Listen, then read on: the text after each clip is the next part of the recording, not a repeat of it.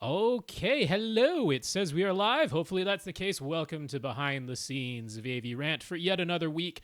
You might notice that the title of this episode says number 686, and you're like, what happened to 685? Well, I did conduct the interview with Alan Hutchinson from Oh, how HT did that Market. go? I didn't even It ask you. went very Well, well. don't tell me. Don't tell me. We'll do it on the We'll podcast. do it on the podcast. Yes, we will. Anyway, this is the behind the scenes thing that you're watching, dear YouTube viewer. You are warned that things might be technically bad because that happens sometimes. And Tom might accidentally curse. Could be. And by accident, he means totally on Before purpose. we start, let's see. That's over there. That's there. Jonathan and Russell. Jonathan and Russell. Very good. Russell. Is that right? Yes. Russell? Russell. 2 L's. ELL. There you go. Good thing I asked. Jonathan. Yeah, Jonathan. I've seen some different spellings of Jonathan these days. That's true. So that's a normal spelling, I think. You got paid for February, right? Nope. I paid you. Hold on, I'll do it now. We're doing it now, so people. It can only watch. takes a couple of seconds. I just saw that the Patreon came through. Video proof that Rob is getting paid out of the Patreon account. I just saw it.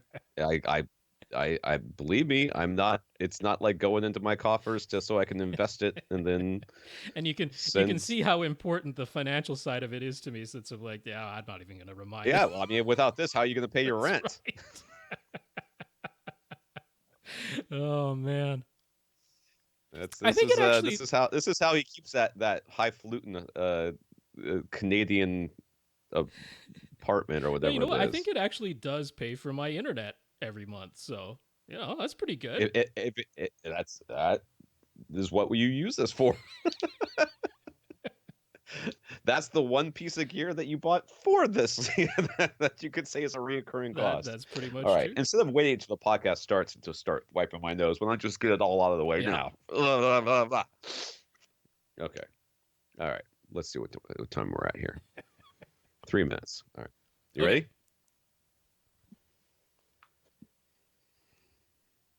Welcome to another edition of AV Rant. I'm Tom Andry, and I'm here with Rob H. This is AV Rant. It's your home theater and AV questions answered. So I got new glasses, in case anybody's like, hey, I didn't even Rob looks a tiny bit different. I don't look very different. They're quite similar, but I like them. And let's see. I could see the glare of the computer on your glasses. I don't remember seeing that before. Okay. Are they somehow different in that way? Well, they're new glasses and new lenses, so I guess so. The coatings on my old ones were like completely gone. So I guess having coatings makes them worse. I don't know. In any case, yes, there's that. Tom and I both got sick over the weekend. So You got sick? You never get sick. I never get sick. You really not badly at all, but I'm a wee bit congested, so that might be in the back of my throat somewhere. And what else should we say? We should say that you might have noticed that the title for this episode is number 686, and you're like, wait a second, last episode was 684. What happened to 685? Well, I did the interview with Alan Hutchinson from HT Market, talking all about his HT design seating and other things at HT Market. I didn't get around to posting it before we recorded this live session, so that'll be episode 685, and the official versions will come out in correct order. So that's how that's working. Okie dokie. Yep. How did it go? It was very good. Alan and I had a great chat. Lots of good information. Our Skype connection wasn't the greatest, so there's a little bit of not great audio quality in there, but good content, and he would very much like to come back again in the future and talk to both of us at some point, so hopefully we can set that up. I'm really sorry I missed that. It wasn't the plan, is a complete brain fart on my part. That whole thing was just a mess. So for those of you that don't know, I do a lot of I don't wear just one hat anymore. Mm-hmm. I have a lot of businesses I do, and one of the things I do is I do some corporate training, and I was asked to go out to Portland to go do a couple of days worth of training. It kind of came up at the last-ish minute, but my brain was not working that week. And so if you guys remember last week, I guess 684. Yes. I had the run out, and Rob did and by the way, thank you, Rob. Yes. Soldiering on without me. I know you suffered. I'm so integral to this podcast. My throat suffered. I didn't have opportunity to take a sip very often. I had to announce when I was doing it. So, well, thank you for soldiering on it. But what actually happened, I said it was 911 because I didn't want to have to explain anything to anybody. But the reality is the 911 was I had agreed to a lunch on a date without knowing what day of the week Ah, it was. yes. I just knew that I didn't have anything else on my calendar for that day because I didn't actually look at my calendar, and this lunch was very important. It was a business lunch, and it was a consulting thing, and I needed to be there. And I looked at my watch, a little Fitbit, and a text came in that said, "Hey, we never talked about where we were going to meet for lunch. Would such and such time, such and such place be good in about 5 minutes?" And I was in shorts and a t-shirt, going, I would like if you look at the video, if you can't see the color drain from my face, my camera needs to be upgraded because I was like, I completely lost Mm. it. So I ran out of here, sped across town, endangering everybody around me. So I apologize to everybody in the Doing podcast like the for Mr. Bean checking in on his you. car getting ready on the way, no doubt. Yeah, it was a hot mess. And then I had to park downtown, which Mm. it doesn't even matter what town No. you're in, but parking downtown should imply it's not going to Some be places easy. don't even allow it anymore. They're just like, nope, nobody Yeah. parks downtown anymore. Well, So I'm sorry. All this was mismanaged on my part, so I apologize. But and then, like you said, I got sick when I got back right. from my trip. It was twofold. One, I did not sleep on the red eye Mm-hmm. on the way back, and that was mostly because of decisions I made involving drinking way too much water and having a middle seat, and also because I have a really hard time sleeping on planes or sleeping sitting up. Well, Just, even if you did, you're just still breathing the recirculated air. Even if you're asleep, I'm sure you would have picked it up regardless. Yeah. So Sunday morning, I woke up and I had like a slight stomach bug that just kept me in bed all day. I was a mess. So I haven't regurgitated Mm. anything in like a Mm-hmm. decade, and boy, made up for it on Yeah. Sunday. Well, I'm glad. I mean, Got it all. you don't seem terribly ill today, so I'm glad it was a short-lived and Yeah. mostly you're over it type of thing. Do want to say I thank think. you to the people who wrote in asking if everything was okay with Tom because we didn't know the Yeah. details. I didn't know all the details during the thing, and not my place to say anyway. So yeah, glad to hear that it wasn't actually like a horrible health thing or a family member in danger or something like that. It's all things Right. The considered 911 relatively okay. was you could translate that into "you're an idiot, run." you know? So I thank you for anybody who emailed in and expressed any concern. I apologize. It was just easier to say that than it was to say any of the other things I need to say. And it was 11:30. It was 11:23, and she asked if I could be downtown for lunch at 11:30. And I was Uh-huh. like, no. But I could be there for 11:45, which was not exactly true either. But it was really important that I was there. So I apologize. Like I said, I apologize to everybody for Well, acting all out is like that. well. We are back. We're going to answer questions. Yay. Yes. So this is AV Rant, the podcast that answers your home theater and AV questions. To get your questions answered, all you have to do is ask us by emailing us at question@avrant.com. You go to avrant.com, leave us a comment there, facebook.com/avrant podcast, youtube.com/avrant, where you can see our behind the scenes and slightly better videos with Mm-hmm. desynced lips. Yeah. The lip sync is If going that to be does, awful as long as we continue this live OBS capture thing, but at least the audio is cleaned up. That is what you're yeah. not paying for with the full versions.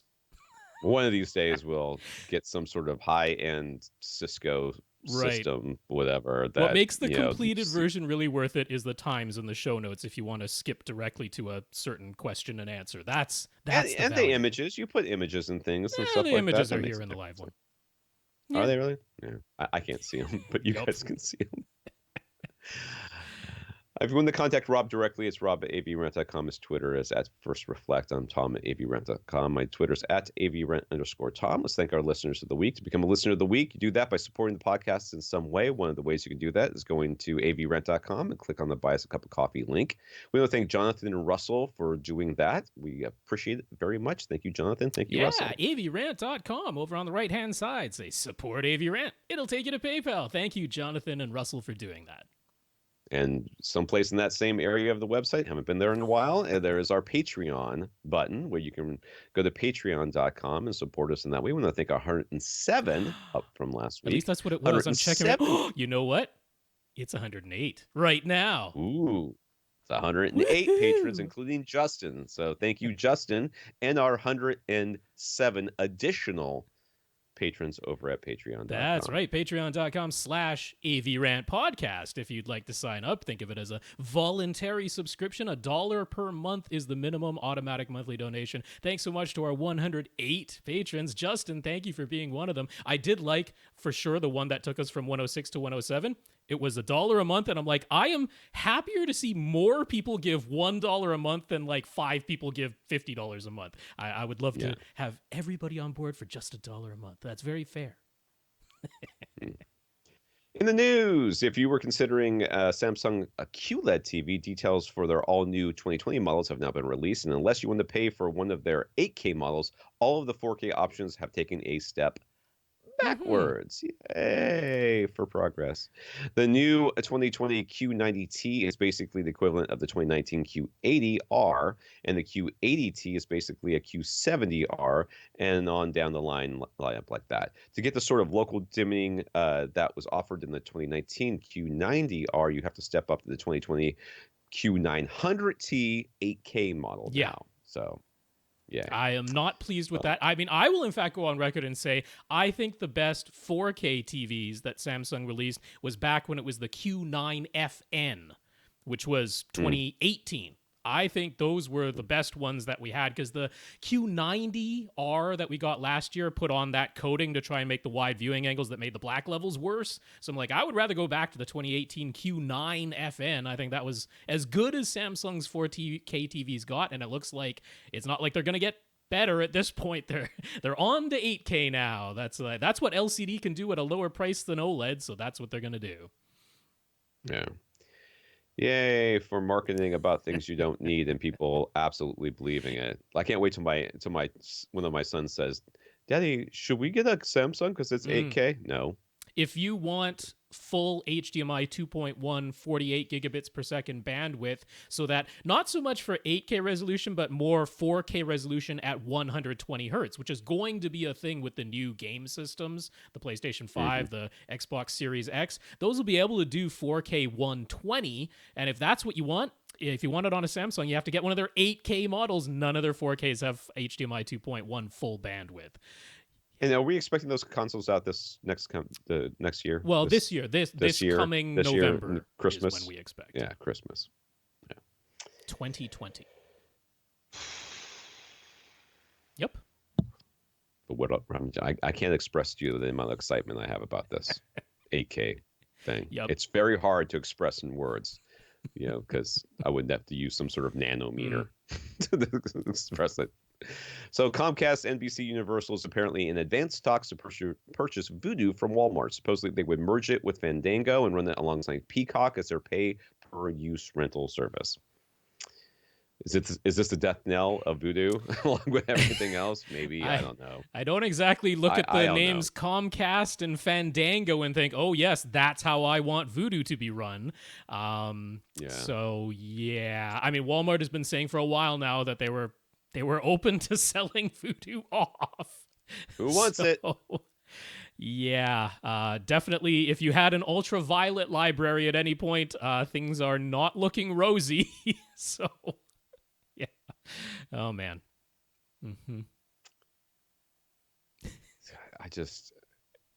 There needs to be online content insurance that you get from like your credit card company.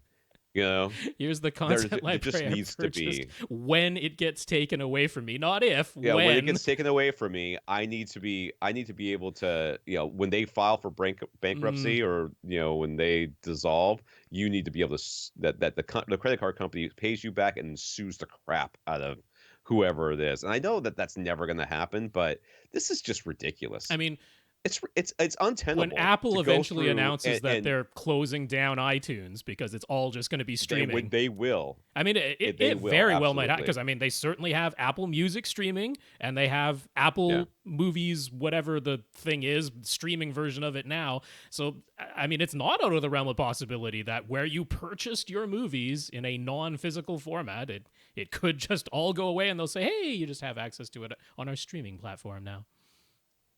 I'll bash Apple a little bit here as somebody who's loved Apple and has just gotten sick of their ecosystem, but they are more than almost any other company I can think of the most likely to just decide, oh, you guys don't need this anymore. Just like they decided everybody needed that Beatles album or whatever album it was. That U2 out. Yeah, well, that was the U2 reverse. album That was everybody gets it whether you want it or not. Whether you want it or not. But that's the sort of decision making they make over there, where they just be like, "Oh, you guys don't really want the copies on your hard drive. You're taking up space on your hard drive. You know, we'll just stream it to you from now on, and then they'll be gone." And that's the sort of thing that's just going to drive me, make me even crankier than I already am, I guess. All right, comments from our listeners, and I'm already sweating bullets based on the first three words of this one. So, JR, you ready for the first 3 words? After Tom eviscerated, wait a second, I didn't eviscerate. That was anything. my word choice. I thought that was more evocative. It is evocative. It's making me have stress sweats over here. Thanks a lot, Rob. So after Tom eviscerated his Mirage omnipolar speakers, which I did not do, I take umbrage. JR decided to finally make the switch to the KEF LS50 speakers they've been eyeing for a while. He loves them, and even though the marketing for omnipolar speakers always talked about the wide, deep soundstage to create, he's finding the KEF LS50 soundstage and imaging to be a lot better, while also sounding more detailed. So pushing him over the edge worked in JR's favor. All right, so I eviscerated. That's whatever. Right. It all came up roses. Well, yeah, and I hate that because, I mean, I have opinions about these things, but they do work in really very specific situations. You don't need to backpedal, Tom. It all worked out. You convinced him it was time. Somebody out there has got their omnipolar speakers right now and is super angry at both me they're not and listening JR to us anymore. That's how that worked. That's probably the truth, but sorry to see you go. I hate to see you. Love to watch you. I don't remember how that saying goes. Anyways, he bought a new pair of KEF subs along with his new speakers. Initially, he had an issue getting them to play when he was using the stereo listening mode, but he solved the issue himself after, get this, reading the KEF subwoofer's manual. So who knew? He's still having some trouble with their auto on sensing, though. And unfortunately, the KEF sub, he got one of the Cube 12s, Cube with a K, because they're KEF. It doesn't have a just always on setting, which really bugs the heck out of me. It's their smart sensing power on button, which of course just means when it detects a signal, it powers itself on. So he had some instances where he's like, I put it in stereo mode. I figured I'm getting a subwoofer signal. At some points it did work, but then the standby light went red, and that is annoying. Drives me absolutely up the wall. So it just absolutely drives. Like I don't know how good the auto sensing is in my SVS subs, but I don't trust it. Right. They're always on. I'm sorry. If that's going to cost me an extra $50 a month in power, I'm pretty sure he's. I don't remember completely clearly what JR said his AV receiver was, but I'm pretty sure it was a high-end enough model that it has pre-outs. You could consider, as crazy as this sounds, you feed the front, left, right pre-outs into the Cube and just use the Cube's own crossover, although now your front speakers are getting a full-range signal, which I'm not a huge fan of. But I mean, if that's the only way to make sure that the darn thing always stays on, because I mean, the thing is, when you're using it for stereo listening with music, there's a lot of music that doesn't have deep bass in it for sections. It might be a while before for long enough sections, but the auto sensing. Yeah, that's not uncommon. And even if you say increase the subwoofer output's trim level so that the auto sensing has an easier time of at least detecting the signal, if there really is no bass playing for an extended period of time, there's still no signal coming out there. So a little bit unfortunate there. That's one of the things we hate about auto sensing. God, I don't really have a good fix for that, unfortunately. JR, buy another sub, return them. I mean, he just got them, so it's not like because you have KEF LS50 speakers that you must have KEF branded subs. Not at all. The other thing is they only have a 0-180 polarity switch, not a fully variable phase. I'm like, you can get fully variable phase too. So I mean, I hate to say that, but it's a poor design. I have nothing against KEF subwoofers in general, but anything that has an auto on only option is just, I don't care if it came from SVS, I would still be telling you to return them. So it's not a brand thing, it's a feature. And I mean, if you want a similar compact, nice glossy black, There are sealed options. I mean, even if you're like, for some reason, don't want SVS because you just think we talk about them too much, like Rhythmic has some awesome options that are a nice, compact, sealed design, about the same size as what you got, glossy black, look great, don't cost any more. So, yeah, they're good options. There's options out there, right? Let us know what you do. Just don't buy an omnipolar subwoofer. It is anyway. I know.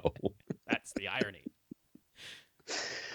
Andrew wanted to add a further comment about looking for alternatives to Harmony remotes. He tried several alternatives, but still found Harmony to be the best in the end. On top of that, they have continued to refine and add more capabilities when pairing a Harmony hub with a Google Home or Amazon Echo device. He finds the voice control to be good enough at this point that he just uses his Google Home and occasionally the Harmony app on his phone. He doesn't even use a hard button remote anymore. My brother has a Fitbit with She Who Shall Not Be Named on it, and he could control my parents' TV with it, and my parents just get a kick out of it. They asked my autistic brother to turn on the TV for him, and they're just like, look what he could do. I'm like, yeah, it's pretty cool. And that is one of you almost think of it as an economy of scale. They're big enough where they're going to continue to refine, where somebody else is going to say it's coming in firmware or we're working on it or whatever. They'll get something barely functional that's a little janky, but it's good enough, and they'll be working on something else instead. Harmony has the resources to continue to refine these things, so I'm not surprised. I got an Echo like 2 years ago, basically just to try it out, and I found I don't talk to my stuff. I just don't talk. The only thing I talk to is sometimes I press the mic button on my NVIDIA Shield because that's the fastest way to skip forward an exact amount of time. If I'm watching something on there, I can just tell it skip forward this many minutes. 30 seconds or something like that. And it'll do exactly that. So that's about the only time I talk to something. That's just me, though. If you find that you enjoy talking to your device instead, I'm happy to hear they've continued to improve it. I'm not surprised that they have, and I should probably check mine out again to see what can do now.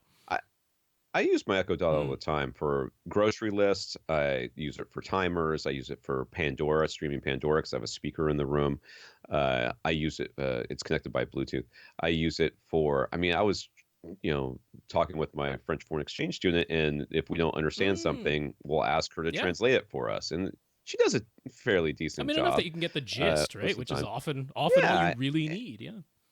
A lot of times we're like looking for we're talking about something and we're looking for specific facts or the area of the United States or something like that, just stuff that we're talking about around the table, and we're able to get that information pretty quickly, which is nice. There's people who just flat out hate it. Yep. I have friends who they put them all away because their spouse said that they felt uncomfortable with this thing listening to them all the time. I'm like, what are you talking about? I've been around you guys. You're boring. There's nothing that anybody's listening to. Whatever. It's fine. If you're not comfortable, you're not comfortable. I'm not going to judge. I will judge you, but I'm not going to judge you to your face. So that's fine. Mike continues to make progress on finishing his DIY acoustic treatments, where he's basically covered most of his walls, and he's now finishing the fabric and trim. So I'm looking at these pictures. If you're online, you're looking at these pictures. It's very gray, and it looks like he's got. What are those white things on the wall? Are those speakers, or are they? What are those lamps? There are sconces on his side walls, yes. And some of the paint is not finished just yet. He's still done a little bit of patching here and there, so it isn't. It looks like he's got like the entire bottom of his wall. Yeah. It looks like are acoustic treatments, and with he looks like he's got speakers in either columns or little areas. Exactly it. It's a neat looking design. Yeah. The white trim is very dramatic. I'm not sure if he's keeping it white, because he says he hasn't finished painting yet, so it might just not be. That might just be primed. It might be primer. I'm not certain, his front corner bass traps in the images he sent haven't been completed yet, but good progress being made. I think it's going to be real nice in here when he's done. Yeah, it looks very interesting. I really like it. You can see, for those of you that we've ever talked about the super chunk bass traps, when you take triangles and you stack them in the corner, you can see what it looks like before you cover it in these images. So go to avrant.com after this podcast posts and click on the Flickr thing that Rob posts up there, and you'll be able to scroll down. It's the brownish. I mean, I don't know. It looks like somebody put spray insulation in the corner. It's Oh, because that's it's sort that's of Roxel. uneven, but you're gonna cover it anyway, so who It's cares? triangles of So Roxel in there. That's what that is. I very much like Yeah. this. This is sort of the kind of room that I would walk into and go, "Ooh, I And kind of like it." also, So it's not exactly a curtain skirt, but he is able to run his wires along the bottom section of his right. side walls because it's all just he used 1 inch thick insulation there, and there's like a ½ inch air gap behind it, and it's just enough to run Oh, all his wires on the outside of his drywall but behind the basically wainscoting that he's created. well, I really like it. It's a Yeah. good job. So he ran into one puzzle, which is that his Focal Superbird surround and surround back speakers, 6 in all, he has 2 pairs of side surrounds, are covered by columns and fabric that he built. While doing some sound tests, he heard a fairly loud rattle coming from one of them. He was deathly afraid it was a blown driver. After some emails back and forth with Rob, he resigned himself to carefully removing some trim and fabric to examine the problem. Thankfully, it turned out to be just the speaker grill. Yep. Really? Those grills come off? On I have Superbirds, the yeah. birds. The supers are the Yeah, bigger they are the ones, big right? Is ones, that yeah. right? So do my I grills come don't off? know. I don't think they do. Wow. Okay. Rob suggested museum putty or double-sided foam tape, but removing the grill entirely was just fine. I mean, it's behind us That's trim right. anyways. Who cares? And you wound up doing it to all the Superbirds preemptively. Great Hmm. idea. Now everything sounds close to perfect. I like that you said close to perfect. We're leaving a One can never say for little, sure. yeah.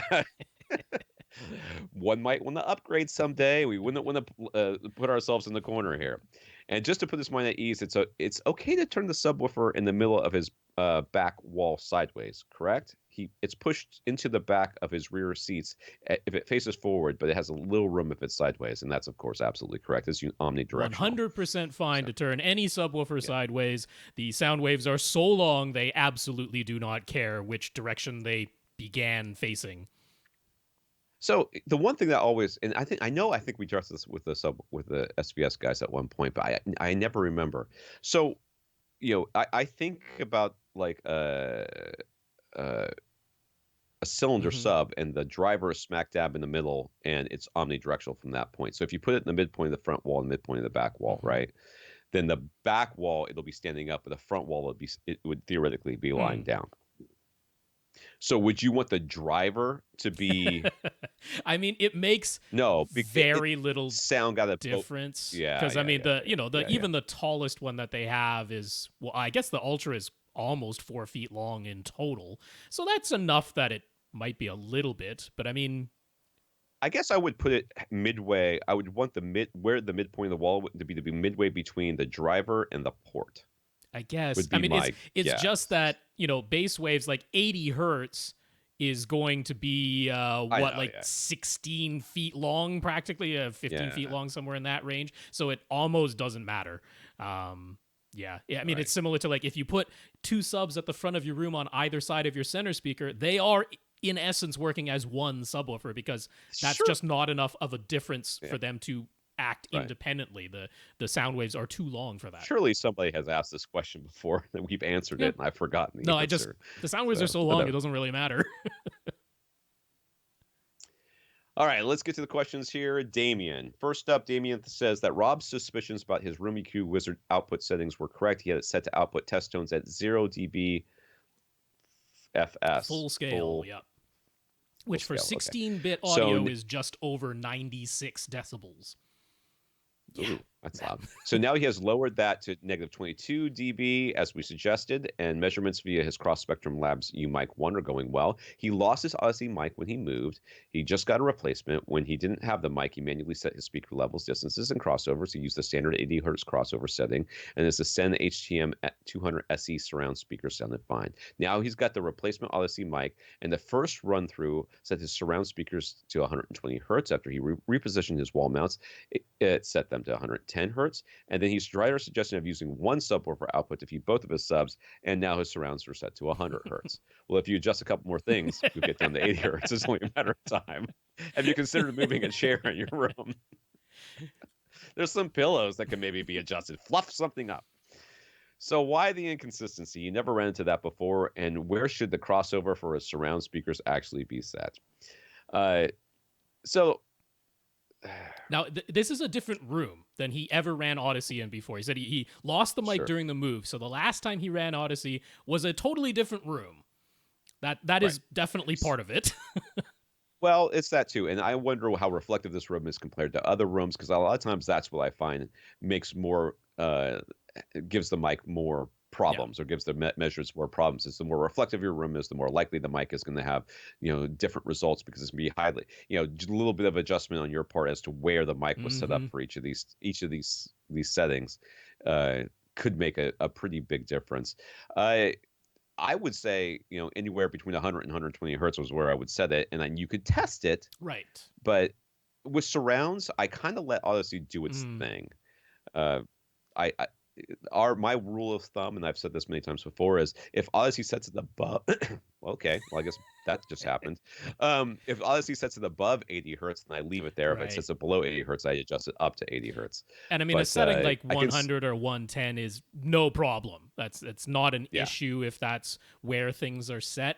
I mean, I the agree. way, if you want to be super anal about it, that you're going to play sweeps through just one surround speaker at a time. We know you have a UMic 1 and Room EQ Wizard now. You could even measure the darn thing and see Right. where the speaker begins to roll off. I imagine that if you were to measure it, you'd probably see some squiggles in the everywhere below 150 hertz. That's most likely what's going on, which is why, you're running Odyssey multiple times. Even if you're like, I'm putting the mic in the same spot, it's not exactly the same spot. And we know how with bass, you move even just a few inches one way or another, and you could be in a bit of a dip or a bit of a hump. That isn't the case just a few inches over in any given direction. Right. So Right. you're probably got some squiggles everywhere below about 150 hertz right now. All it's looking for in Odyssey is where it hits minus 3 dB compared to the average. And it goes, all right, that's where I'm setting the crossover now.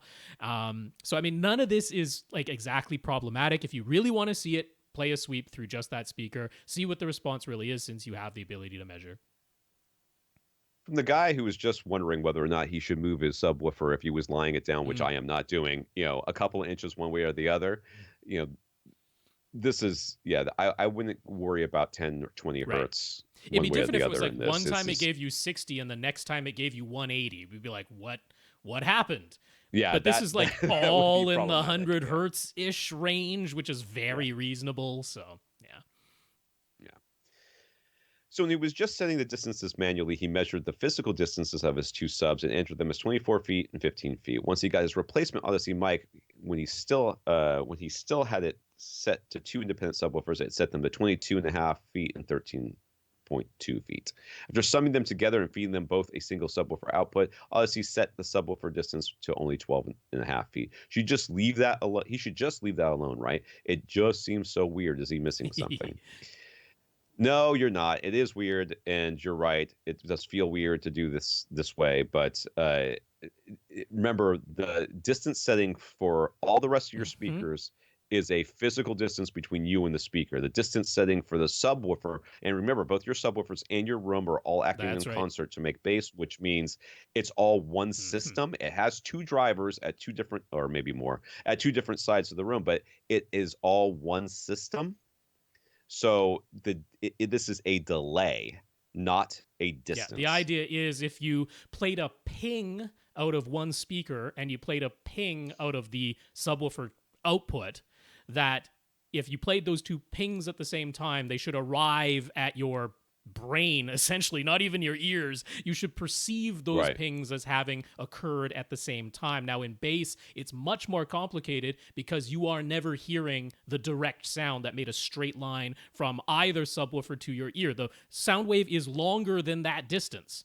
And so the sound wave has gone from the subwoofer, bounced off of multiple walls before it reached your ear or the microphone. And what the microphone is doing is saying, okay, now I've got this one bass sound. It's being produced by two drivers within a room. I'm capturing the reflection when it finally reaches the mic and saying, what delay do I have to apply to that to make it sound as though the ping out of the subwoofer came at the same time as the speakers? It's more complicated than your, like, you certainly can't just measure it with a tape measure.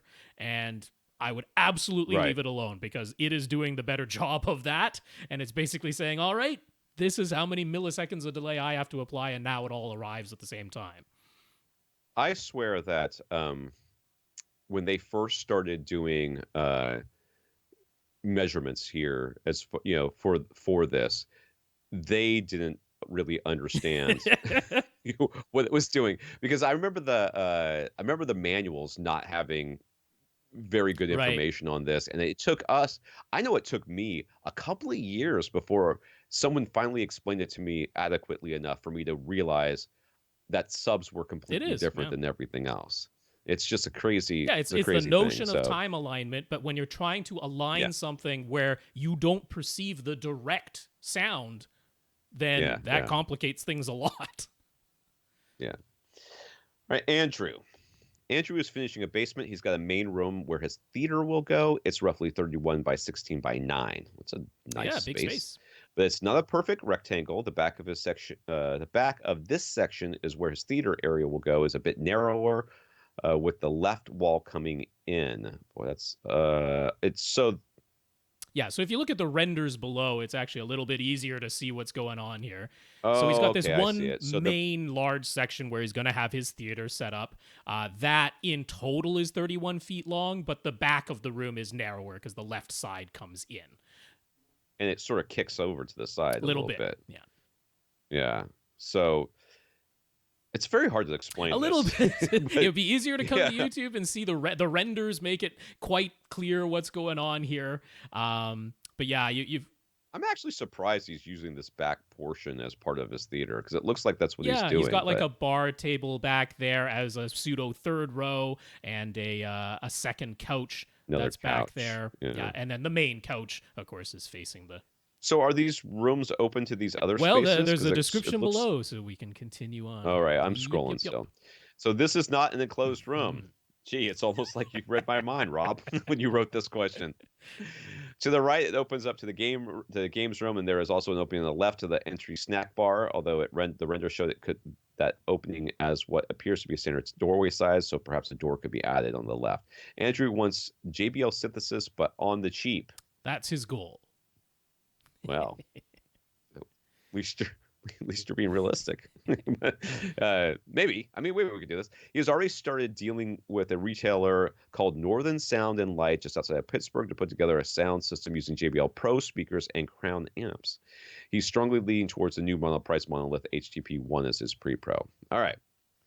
So it's basically the entire basement is Yeah. open. He's got he's got a big openings on his left and right, and this whole thing is going to be massive. So the setup is mostly for sports and TV. He does not intend to have total light control, but his seats will be 12 feet and 21 feet. So he still wants a big projection screen. He's thinking 140 inches wide. Note that's a 52 field of view for the front row. While sports and TV are the priority, he says he wants as little compromise as possible for movies. He hates the idea of watching CinemaScope content on a 16 by 9 screen with black bars above and below. So he's thinking of a constant image area set up with a manual four-way masking. Furthermore, he was hoping for ambient light rejecting, but also acoustically transparent. What are our thoughts as far as the screen plan goes? I think that 140 inches suddenly kicks you up into a projector that's significantly more expensive than something that, if you just didn't get something That so dang becomes big, you could problematic. actually And use. for that front row, which I have to imagine is going to be the primary row, you're not always going to have lots of people over. Sometimes it's just going to be Yeah. you or just you and your wife or something like that. 52 inches, 52 degrees is That's freaking huge. really big, and it's problematic for your projector. So given all of that, we're going to suggest going for a smaller screen size. Now, I'm going to end up telling you that if you want all the other things you talked about, because look, I understand, and I've said I am okay with actual ambient light rejecting in appropriate circumstances, and I think this is one of those. You're mostly going to be using it for sports. You're not going to want to be in pitch blackness when you're doing that, and I think ambient light rejecting, a true ambient light rejecting screen, can make sense here. Acoustically transparent is possible, but not from very many brands, and where I would be pointing you to is IlluneVision. IlluneVision does allow you to have a proper ambient light rejecting screen that is perforated to be acoustically transparent, without the price becoming absolutely ridiculous like it is from the only other ones that I know, which would be like Stewart Film Screen, and the price goes way, way up. And Right. their largest standard option is 135 inches diagonal, 16 by 9. Now that's 10 feet wide. That's 120 inches wide, 135 inches diagonal. They can make custom screen sizes. You could go as large as a 150, but from 12 feet away, 135 is exactly the size that I want anyway. So I would consider that. Now, the rest of your plan being like, I want manual four-way masking. You know how many times you're going to use that? I'm gonna be generous and say thrice. I think after the third time that you've used it, you'd be like, this is too much hassle. I'm not getting up and down to take up and down these masks anymore. I just don't think you're... You'll do it once a year. I mean, when you you've will got, for like, sure special do it guests once over or because you something. bought it. And then you'll probably Right. do it twice because you bought it. And then you'll be like, I'm going to use these. And you're probably going to use it the third time. And then I think that's it. They're going to be 10 feet long, That's right. right? They're 10 feet long. And he said constant... Where are you going to store them? This is a 9-foot room. He said constant They're gonna image have to- area, which means he's also going to have side masks for when it's 16 by 9. I'm like, just get a 16 by 9 screen. Most of the time you wanted to watch TV and sports. And we're saying go with the smaller screen size. I'm saying get the 135. From your 12-foot viewing distance, that's going to look fantastic. Sports are going to look awesome on that. And then when it's movie time, look, not all movies are 2.35 to 1. People seem to have it in their head that like all movies are 2.35 to 1. Avengers isn't, Joker isn't, Ant-Man is. Like lots of big movies are not 2.35 to 1. And just get the 16 by 9. If you're worried that the back row isn't going to have as large a viewing, I'm like, you've got room back there that you could move that back sofa a little bit closer to the screen. It doesn't have to be 9 feet farther back than the front couch, in my opinion. I'm sure he was doing that to keep it out of the way of the entrance to the game room. Yes. But there's room to Yes. the side. I'm like... So all of this, I am not in favor of your complicated screen plan. That's what I'm getting at. I think simplify this. I'm very okay with ambient light rejecting here. Get the perforated one from Illusion Vision. I'm okay with it being acoustically transparent too, but leave it at that. Maybe you go bigger than 135, but don't do... 140 inches wide is what, 168 inches diagonal, I think? It's too big. Your projector's going to struggle too much with that. Right. So I'm gonna go. I agree with everything Rob just said, except for I still don't believe in in ambient light projecting screens, even in this situation. I think putting, and it doesn't have to be opaque curtains between these areas, but like even just enough to sort of diffuse the light as it comes in, and then being able to black out that room that the screen is in will be enough. You know, because I'm just like, I really think when he's having groups over to watch sports, they likely are not going to black out the main theater. I can understand that, but that is the exception, not the rule. Okay, so the rule is going to be most of the time you're going to have full light control whenever you want to. Therefore, that's how you set up your theater. And if there's people over and you have some ambient light on, it's still going to look better and bigger and more wonderful than anything they have at their house. So I would not even worry about it. To buy an ambient light rejecting screen for a situation where it's the exception and not the rule is compromising the majority of your viewing, in my opinion. Now, if this really is, we're only going to be down here when we're having parties and stuff, great, fine. Then you're right. I think you should get it. But if you're going to be watching TV down here, once or twice a week, every day, or whatever, and then when you in the Super Bowl and certain college bowl games or the World Series or I don't know, whatever sports it is that you're into are on, you have people over or you have them over every weekend and you really are using it mostly for that, fine, get it for that. But I still do not love compromising your main viewing just for the... But so we disagree on screen material, but when it comes to the whole idea of doing constant image area versus just 16 by 9, when it comes to the whole idea of doing masking and all that, we both agree, like, nope, don't bother with any of that. Get the good screen, and that's it. Honestly, and you've got such a humongous area here. I mean, if you really want to have that massive 52-degree field of view for your front row, I think building a false wall, pushing your 135 or 130-inch screen forward Or so that you get he that. could just sit closer. He's got the option to sit Well, closer in these renders, that's for sure. my thought is in this situation, he's got so much stuff else going on in here. Having that false wall come forward where you could put all your gear and everything Yes. behind there would be a really nice solution to uh, trying to run wires and He's do already everything planned else that for you're the gonna have false to do. wall installation, though, so Yeah, this would be even yeah, close. But I mean, I would just say if you want the even bigger field of view, just move your seat closer in this instance. I like yeah. his existing false wall plans, so I wouldn't personally That's change fine. that. Yeah.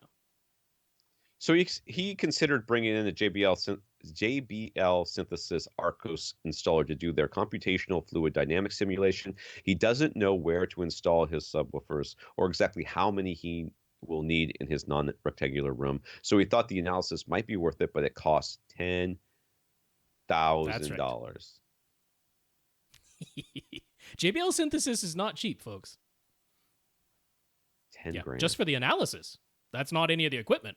That's just to come in and do the analysis. So is there any alternative way to plan where his subwoofers ought to go to get the best results? So they have the multi-sub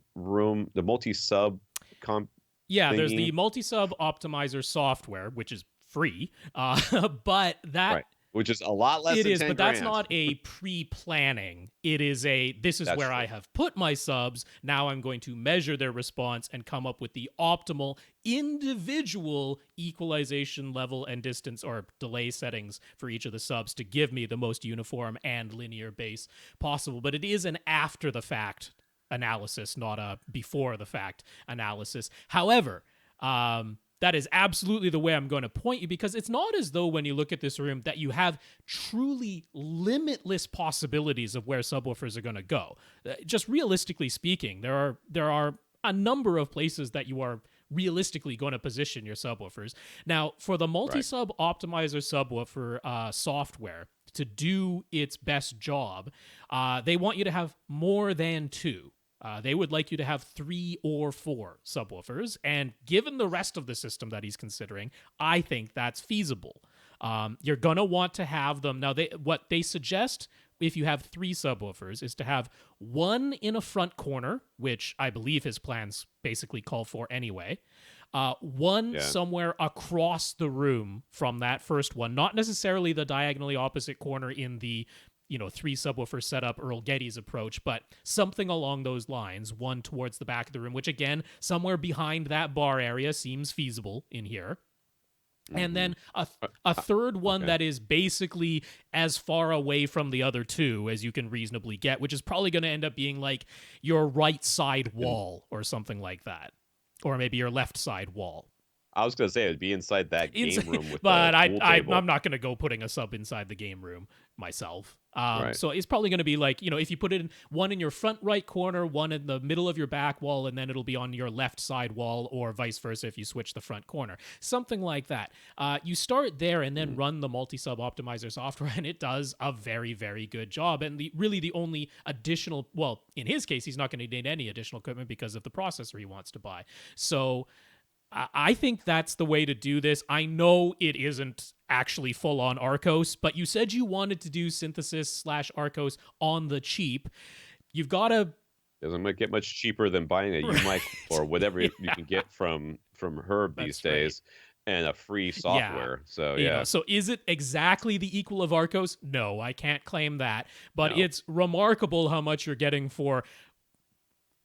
2 orders of magnitude less than $10,000? I guess I'm looking at this setup here, and if I were going to place these subs, if I were going to place subs in this setup, I would put them to the side of either on the walls, just underneath the surrounds, to the sides of either on both couch. side walls. I feel like that's sort of like smack dab in the middle of this. It kind of is, yeah. I mean, honestly, that might work out just all by itself, and you're done. I mean, that would be very, very. I don't know. I would be willing to try it and just run Odyssey with that and see how it sounds. Well, he won't have Odyssey. He'll have Dirac coming up. We'll find out. But also that is still fun. Yeah. So I mean, just looking at it, that would I can be sort my, of dig that, honestly. gut reaction. Yeah. And frankly, and I've never ever claimed I was anything other than lazy. I would do that, and if it sounded pretty good, I'd be Yeah. like, oh, thank God I don't have to do all those Yup. measurements. Fair enough. All right, so he listened to several Atmos demos and he's never been impressed. He doesn't want big holes in his drywall, so he planned on-wall JBL Pro speakers rather than in-wall, and no in-ceiling speakers. Rather than using the monoprice HTP1 for 9.1.6, he wants to use its additional channels for DRAC. For a greater number of independent subwoofer channels. So is he nuts for thinking more along the lines of 7 dot something rather than Atmos? Absolutely not. Dude, I am so okay with this. And if you do end up... Where would you even put the Atmos speakers with the 2 rows of seats being so Yeah, far you actually apart? could. This is a situation where if you did do overheads, having 6 overheads would actually make some sense in here. I think he should have 8 overheads. I think he should have top fronts and top rears for the front row and top fronts and top rears for the back rows. But in any event, I honestly believe that they're too far away for it to make sense to do it any other way. I don't know. I could get away with 6 in here, but no, we are both totally fine with you not having overhead speakers. You know what? Your monoprice HTP1 is still going to say Atmos on it when it's an Atmos track, because 7 point however many subs is still an Atmos compatible configuration. Objects will still work in the floor layer, but no, that is totally fine. And yeah, using the additional channels that are built into the HTP1, if you do end up getting more than 2 subwoofers, you've got the ability there without even having to buy an external mini DSP, which is only $100, but still, you don't even have to buy it. You can use the multi-sub optimizer software just with your monoprice HTP1. You're golden. You're gonna hate me, but I don't even like doing 7. I think 5 in here because the rows are so far apart. I don't think that. I mean, where you put the mic so that in your front row, right, and your rear surround your surround backs are back behind the bar stools. Could be. That volume level in order to get it up to that mic, which is now going to be what, 15 feet in front These of are it JBL like Pros, that? though. They can do it. I'm not saying they can't do it. I'm saying whoever's sitting in that back row is hearing nothing but surround backs. Well, the people in the bar stools would be. That's true. Yeah. So I might even consider not even going with surround backs in this situation. I know you're going to hate me, but this is such an unusual setup. I would think more along the lines of a more traditional movie theater where they have a whole bunch of side surrounds, so that everybody's getting that good side surround information, and that stuff in the back. I guess you could maybe put your the surround back speakers, if you do have them, put them high so that the people in the bar stools are not getting blasted by ear level surround back speakers. Yeah, something like way up in that, like almost in the corner. Basically where rear heights would have gone, but you're just going to call them surround backs. Yeah. Do not be surprised if you install all this stuff and then that people complain about those speakers and you end up having to turn them off. Yeah. So while he's willing to spend good money, the budget is not unlimited. He has plans in mind for a full double drywall with green glue and sound clips and hat channels. His biggest concerns are the HVAC noise from his adjacent utility room and footfall noise from upstairs. But to do the entire media room and games room in full-out soundproofing construction gets expensive and complex. So does it need to be all or nothing? Could he just damp his HVAC and the upstairs footfall noise somehow? We should note that the side walls that separate the media room from the snack bar on the left and the utility room on the right are load bearing. So a lot of times we get questions like this where people are like, I just need to get rid of this one sound. The rest of the sound doesn't bother me so much. Well, unfortunately sound is like water. It doesn't care that you don't mind it going one place as long as it doesn't go to this other place. It's going to go. It will go. It will go. Yeah, so I think you're on the right direction here by not putting holes in your ceiling for in-wall, big fan of that. In ceilings and stuff like that. The double drywall, the green glue, the hat channels, the that sort of thing. I think that's all going to work really well in your favor. You're just gonna have to look for those flanking paths. Yeah. Well, I mean, I think he's hoping though that he doesn't have to do double drywall, green glue, sound clips, and hat channels for the entire room. I think he was hoping to get away with that. Now, your idea of just somehow damping the HVAC and damping the footfall noise without the full soundproof construction, no. Can't do it. So No. put that out of your mind. And I'm going to tell you that your entire ceiling has to be sound clips and hat channels, 2 layers of drywall with green glue. The whole ceiling. Just resign yourself to that. You can't spot treat your ceiling. Not going to work. So the whole ceiling has to be. But not every single wall in here has to be the full sound clips and hat channels, double drywall, and green glue, because it's very clear that some of these walls are external walls. So what I want you to do is picture everything that is truly load bearing. Now that's going to be your external foundation wall. It's going to be the 2 walls that you mentioned on the left and right sides of this media room. But that is your first room. All right. Everything that is load bearing, your foundation and all that, that's your first room. And what you want to do is have all the drywall that is going to be exposed to sound. That is now your second room. All right. Now that means that for all your external walls, where don't do furring strips and drywall connected directly to the furring connected to the foundation. Don't do that. Build actual 2x4 framing inside of your foundation walls. But then all you need is insulation and 1 layer of drywall.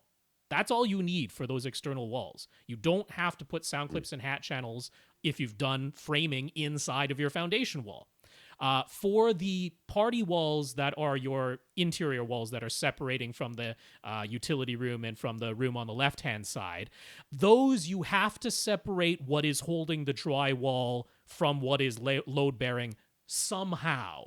Now, that might be what is already there, the framing that's already there. You put sound clips and hat channels, 2 layers of drywall on that. That could be that. Or perhaps you construct entire new studs or staggered studs in between the existing studs. One of those ways, you have to separate the new drywall from the existing load-bearing stuff. But all the external walls, you don't need to do the full sound clips, hat channels, double drywall thing. You just have to separate it from the foundation. So it's not like truly all or nothing, where no matter where you are in this room, it's the entire construction. That's not necessary. Even Soundproofing Company will tell you that's not necessary. You simply have to make sure all the drywall in here is not connected to the load-bearing part of this, and now you have a room within a room. But the ceiling, got to be done, the whole thing. Right. There's no, yeah. And I 100% agree with that. That's, I mean, my question you just answered, which was, what do we do about these load bearing walls that are inside? Makes perfect sense. But yeah, you have to do the entire ceiling. And the other thing I'm going to sound's just tell you, this being a basement, do the dimpled plastic on the floor, subfloor layer of tongue and groove over that, and all your new framing gets built on top of that. So your floor must go in first. Your ceiling should be installed before any of the walls, and your new walls that are just holding your drywall go in between your new floor and new ceiling. That's where they go, and that's how you now have a room within a room that is separated mechanically from your load-bearing room.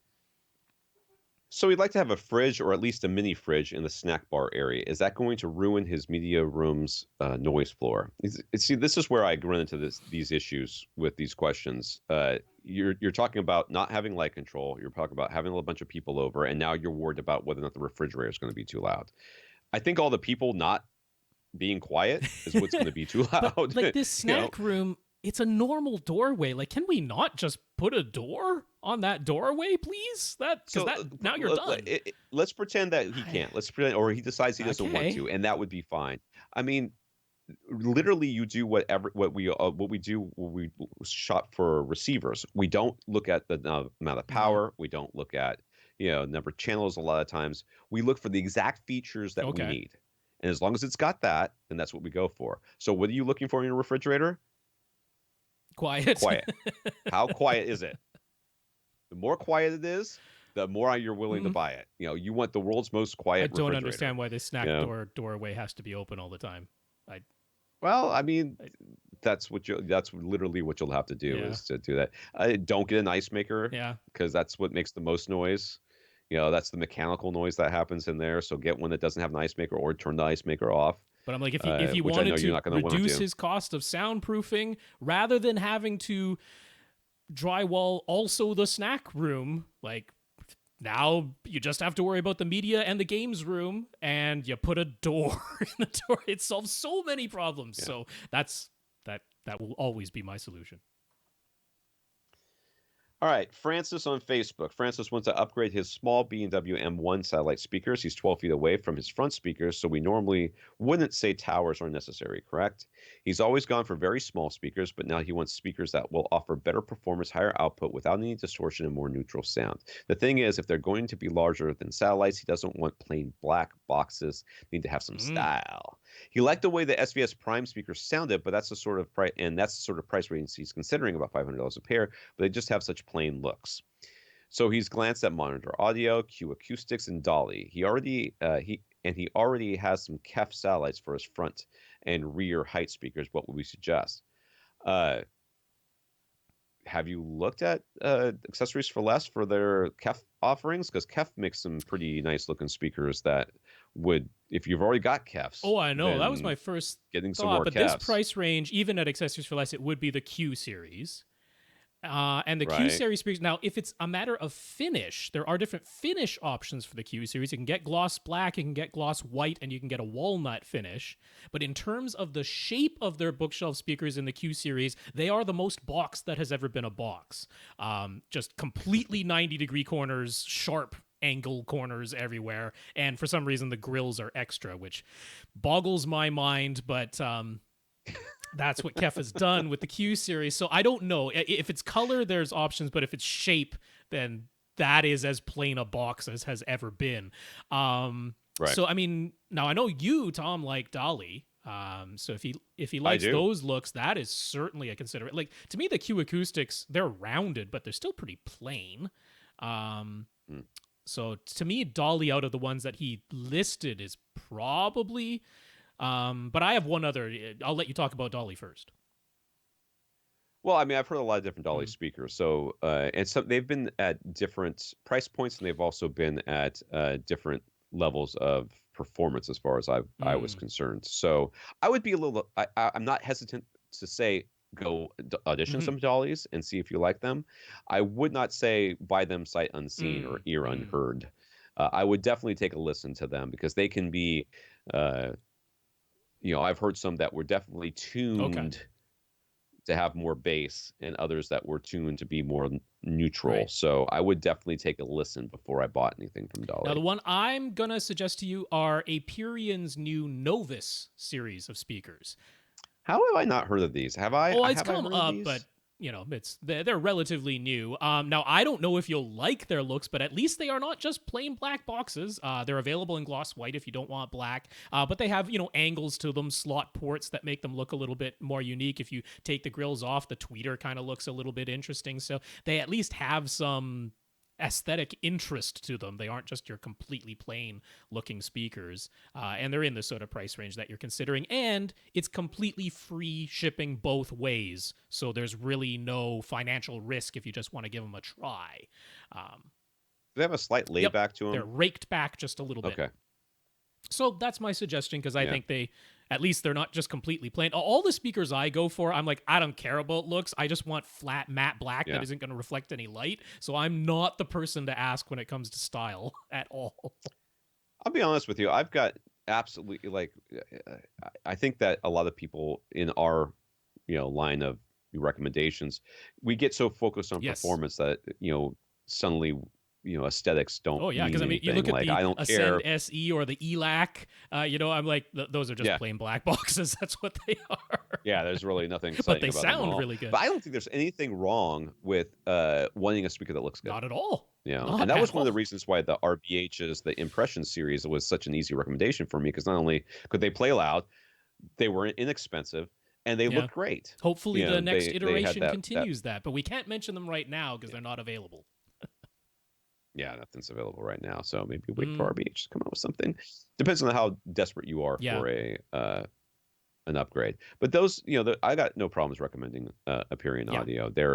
they've done what Kef did with that Blade Mm, thing, which was that Blade came out. It was like all the technology right. they can shove into one speaker, and then since they put that speaker out, it's been filtering Right. down through all of their lines and getting cheaper and cheaper, and it's really been a huge benefit Yep. for that company as far as I'm concerned. And Empyrean did sort of the same thing with their Tangerine waveguide and everything else they did. So I think it's really helped. Greg has a multi-purpose room in this basement where he would like to set up his theater. It's 22 by 24 by 7 on its own. It's 3,700 cubic feet, but it's open to the stairs at the back of the room, and those stairs are open to the main floor, so it's a bajillion cubic feet. Unknown question mark feet. He'd like to go with SVS subs. Well, which model? Well, how much do you like the rest of your Yeah. house? Because you need the Ultra 16s, I guess, or whatever the Yeah, I mean, whatever you the top of could, the line yeah. is that these you need the biggest one that they make in order to get there. And in which case, I think you should probably go with like Power Sound or Rhythmic, Mm, but because for the price you get right. more performance for that. It's not going to be any prettier, that's for sure, but you'll get definitely a huge amount of output. You could spend a lot less money and buy a Yep. door. Doesn't have to be at both ends. Could be the bottom or the top where the door gets installed. You pick one. I mean, Yeah. if you do install a door and you're now dealing with essentially 3,700 cubic feet, I would probably tell you a ported 3,000. That would crush Right. 3,700 feet.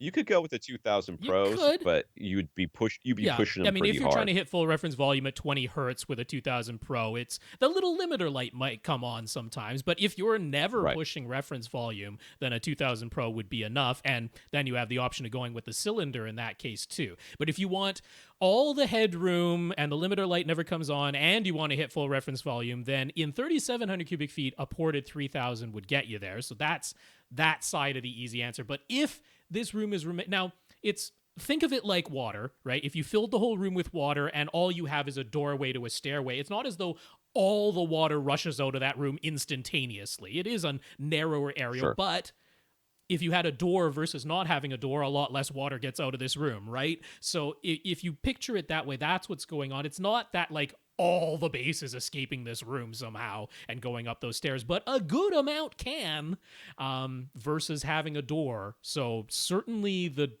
door would be really nice to have. If it But regardless, I think that either one of these two options, depending on you're not going to want to pressurize the entire Right. house. No, So you're not going to want that's just to. not the case. I mean, if the cylinder is what fits your budget if better, the I cylinder suppose? is really attractive and you do want to start getting close to reference volume and you're not going to install doors, That was vocabulary, fun. Rob. That was fun to hear. Vowel sounds. Let's sort it out. Yes. Anyway, then you would want a PC 4000. Glad to know that I'm not the only one that does No, that. it happens. No, you'd want a PC 4000 in that case if that's what ends up going on there. Yeah, that should be all the options. But if you really are wanting to hit reference volume without installing doors, I would consider looking at Power Sound and Right. Rhythmic, and just eschew aesthetics for raw performance. In that case, Ryan just got a Panasonic UB420 Ultra HD Blu-ray player. Rather than go through every setting yet again, we will post our link for episode 677 when we went through the Panasonic player settings one by one for Joe. So that was question one That's answered. right. Yay! So, and dude, honestly, we get the same questions over and over again, and don't ever think that you shouldn't. I mean, I'm not talking to Ryan. I'm talking to everybody. Ask the question. Absolutely. That's what we're here for. Just ask the question, and then we can send you the link. And in an instance like this, where we have covered exactly what he wanted, and we can send a link directly to it, I think that's fair, rather than literally speaking it all out loud again. Well, and it's a far cry better than saying, Google is your friend. Use the search button. Direct link, whatever, right to the answer. Whatever the crap is they say on the AVS forums these days. Whatever the new insult is for that. Yeah. So he asked, what is deep color? What is it used for? And why should it be on or off? Yes. I it's one of those things where I know what it Mm, is, but I've never really thought of it in this way. But I mean, isn't deep color. It's not really deeper than. I mean, it's not like it's extra color. It's just extra color compared to what we used to be able well, to view. unfortunately, it the term has kind of changed over the years. I mean, what deep color means outright in a definition sense today is simply more than 8 bits per channel in RGB. So this would be like 10 bits per channel for RGB, which would be 30-bit color total, or 12 or 16 bits per RGB channel. That's effectively what deep color means. What is it used for in modern video signals? Because where deep color first came around was when Sony introduced XV color. I don't know if you remember that, but that was I a do long time not. ago. Sony Like, introduced XV color, which was a thing they had on their camcorders, which their televisions could then show, which was essentially just 10-bit color. I mean, it was like a 12-bit system, but the number of colors it could actually show was closer to 10-bit. It was a whole thing, but it got called deep color. So what is deep color today? Like I say, it's basically anything over 8 bits. We use it for HDR. We use it for Dolby Vision. In the case of your Panasonic, he showed what settings he already had, which was the default, which was deep color, priority 10-bit. That is what you want, because that is what is on the discs. That is what is coming out of the player. That is what your television can handle. So 10 bits is deep color because it's more than 8, and that's what you want. And it's used for HDR.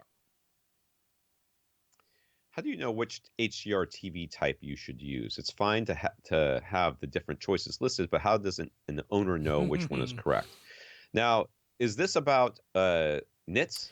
Yeah, it's This about the Panasonic's HDR Optimizer, where the right, player right, now decides the maximum number of nits coming out of the player that get fed to your TV, and they call it HDR TV type. That's the name of the setting. right. Really, the best thing I can do here is point you to Artings, to Ratings, and go read their review for your model of TV, because they will describe in their review in great detail exactly how many nits your television can produce. And you'll want to base it off of that. You need a little bit of translation because all Panasonic tells you is basic luminance, high luminance, extra high luminance, or ultra high luminance or something, and then the OLED setting, which is the same as your standard luminance LCD. So basic is 500 nits max, standard or OLED is 1,000 nits max, and the extra or ultra or whatever the highest one is 1,500 nits max. So you'll look Okay. like if you have one of the flagship Samsungs, you'll want to set it to the highest one because they can get up to 15 or 2,000 nits. If you've got an edge lit one, you're going to want to set it down at basic. You don't want more than 500 being sent to it. You can't do it. If you've got one that handles 1,000 nicely, then it's your standard. I want to be mad about this. I want to be irritated that they don't just give you the number of nits, but honestly, I don't think that would have helped anybody No, they're just trying anyways. to describe it. So, They're like, is my TV super yeah, bright, or not really very bright? And that's kind of how they do right, it. right. I kind of feel like this is something that will be worked out in like an HDMI handshake later on, where the TVs and the players will communicate with each other. But for right now, we're having to Or you do it could do my manually, and it's super suggestion of clunky. just every TV analyzes frame by frame and you don't even bother with metadata coming from the content. Right. So if you've got all the settings correct, but HDR still seems to look too dark, what should you do? Now there you have to change the setting in your Well, I mean, TV, not the player. That's what you're going to okay. need to do there. Pretty much every TV that has HDR has 2 modes. They'll have like an HDR or an ISF dark mode, and then they'll have an HDR or an ISF bright mode, or they'll have Dolby Vision dark and Dolby Vision home, or some such thing like that. That's your easiest one by far, is just to switch over to the bright mode or the home mode or whatever the not dark mode is. The dark mode is the technically most accurate, but it's meant for a dark room. There's no question about it. So if you've got a normally lit room or sunlight coming in, you're going to want to switch your TV to the brighter version. And that's perfectly okay to do. That's what it's there for. There's nothing wrong with doing that. So at the time that he wrote, he had only watched one Ultra HD Blu-ray disc so far, but from that one example, he preferred the way the 1080p Blu-ray looked. Does he need to get his eyes checked? Well, okay. There's so many possibilities here. So many possibilities here, but let's just talk about like in general. So for the first time ever, you've gotten a new TV, a new, completely new disc format, a completely new everything, and you've set it all up, and it looks weird to you, and you don't like it. So what could be the possible culprits here? Well, first things first, and that's the questions that he's been asking up until this point.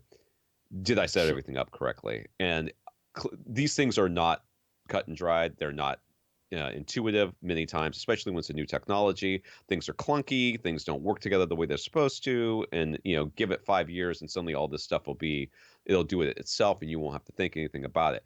But for right now, it takes a little bit more research on your part. And sometimes even with that, it can be absolutely, obtuse in its logic. So I don't blame you at all for that. But on top of that, there could be the issue of it's different, and therefore different equates to not being as good. It's like going from 1 sub to 2. And when you first go to that, you get your 2 subs, you get them properly set up, and you're like, I don't hear as much bass as I used to hear. Quieter. I don't like this. What happened? It got quieter in here. Why is it quieter? Well, it's quieter because there's none of the boominess that was happening at certain frequencies. And now it's only booming when it's supposed to be, and you're missing that lack of boominess. So does that make it bad? No. It just means that that's what it is now. And it's more correct than it used to be. Piecing together and reading between the lines of the questions he sent, I suspect you have been used to your television actually being brighter in standard dynamic range for regular Blu-rays and cable. I suspect you have gotten used to it being brighter than the industry standards. Now, the industry standards, again, are meant for a very dark room. And if you don't have a very dark room, you do not have to actually hold to the 100 nits maximum of the actual industry standard. But I suspect that he is used to his television being considerably brighter than industry standard. With the HDR modes, like the Panasonic player, out of the box, there isn't very much for you to adjust. And, we did go through the settings one by one if you really want to double check. But when your TV gets that, I mean, almost all HDR TVs, when they go into HDR mode, they go into a pretty accurate mode. We haven't seen HDR modes on TVs that by default are wildly inaccurate. And seeing actual low light levels, possibly for the first time, or at least, that you're used to in your own home, that could be all of it. Saying it looks too dark. I thought the 1080p Blu-ray looked better. That could just be that it looks brighter and more vivid because it's brighter. And I suspect that's a lot of it. But your blacks are gray. That's right. Yeah. Your blacks would be gray. Now your blacks are actually So black. I would encourage you to, again, you can go just by Arting's description of the settings that your television should have. It'll get you close enough, even if I nitpick 1 or 2 settings here or there, they'll get you well close enough. You now have your Panasonic settings. Right. Now you are seeing an accurate image. Give yourself a chance to get a little bit used to that. Try to darken your room if you can, because that is what all of those settings are meant for. And you might come to appreciate, like, oh, actually, everything was quite a bit blown out, or I had the color set, to the point that it's like neon and garish, but that's what I was used to. I don't know what he was looking at before, but reading between the lines, I think he was probably looking at something brighter than industry standards. It's sometimes there's a calibrating your brain portion of getting more accurate sound and pictures, and that's just something that we all have to go through. I walk into people's houses and look at their TVs and go, oh yeah. Oh, really? Yeah. This is how you're watching it, is it? Wow, that's a thing. Yeah, that's filmmaker happening. mode is going to be a rude awakening for a lot of people. Is that what red looks like in your world? Because it looks a little bit different. I predict than filmmaker mode is going to be turned off by many, many consumers. Many, yeah. Christian on Twitter. Christian asks, what do we recommend for PC speakers? He wants them to sound better than your average PC speaker and be as small as possible. There's an easy recommendation for this, but I just want to address first physics. Okay. Physics, asking for something to sound as good as possible, which usually means having as much of the frequency range produced by it as possible, and in a fairly flat manner. And asking for as small as possible they're contradictory statements. Those two things do not go together, and it's understandable. I want small speakers on my desk as well, and I completely understand that. But you're sacrificing performance to do so. So the the more space you give your speakers on your desk, the bigger you allow those speakers to be, the better they can potentially sound. So consider that. Consider that there's a lot of speaker manufacturers out there that make narrow and taller speakers that you could put on your desk that will sound quite a bit better than just something that's physically tiny that you might put there. But our go-to every time somebody asks for computer speakers is Audio Engine. Every product in their line sounds good, and you can literally buy them based on their size. Yeah, you want those this is the smallest size one. I want. It's their A2 Plus these days, which I have I think no that's what I problem have. recommending. Very nice sounding and reasonably priced. So, yeah, Audio Engine, man, they'll get you where you want to go. All right, Dan asks, could Rob and Tom list what gear we use in our personal home theaters? And yes, we can. So Rob's listed this here, but I think this Epson is wrong. Is it? So I think Epson I have is this. I think it's the 6020. Oh, maybe it is the 6020. I think it's this. The Pro Cinema 6020 is what I have for my projector, which I love. I do love it, and I'm very happy with what I have. When I had to switch back to my other Epson or whatever that was when when that projector went down on me, I was extremely distraught. It's like going from an OLED back to my Westinghouse LCD. Yep. It just would not have gone. I have a Silver Ticket matte white screen. It's a 1.1 gain. I think it's 92 inches diagonal, if I remember correctly. I have a Denon X4400H. I have a Dayton APA 100 2-channel amplifier for my top middles. I have two SVS PC12 NSD cylinder subs, which I will never get rid of unless they break, because they are so much more than this room ever needs. And SVS keeps wanting to send me subs, and I keep saying no. I currently have in here a mix of speakers. I have for the front threes and for my surround backs, I have a Purion Audio first generation of their Veris Grand speakers. I have the towers, the center, and the bookshelves in the back. Then for my side surrounds, I have some Emotiva. Whatever their bipole one was, I'm forgetting what that name was now. Yeah. Yeah, I can't remember what they are. As my side surrounds above my heads, in the fronts for my top fronts or front heights, whatever. Yeah, top fronts. Front heights are the prime elevations, right? Up there, yeah. Prime elevations. Thank you. And then I've got surround that for my top middles. I've got the Focal birds. But SVS has just sent me all new speakers. We've been talking about them. I got them right before I left on my trip. They are still sitting in boxes in the back of my room. So I will have Ultra, the Prime Ultras, the SVS Ultras up front, the front two bookshelves and the center channel. I need, before I can set these things up, I need to buy stands for them because they are larger. They're large speakers. They're large bookshelves, and the stands I have are too high. So I need to buy shorter stands. Then I will have the satellites as all of my surround speakers, surrounds and surround backs. And I have another pair of the elevation speakers to replace the birds that I have overhead. So I will be all SVS in here after subs that, as well, which is great.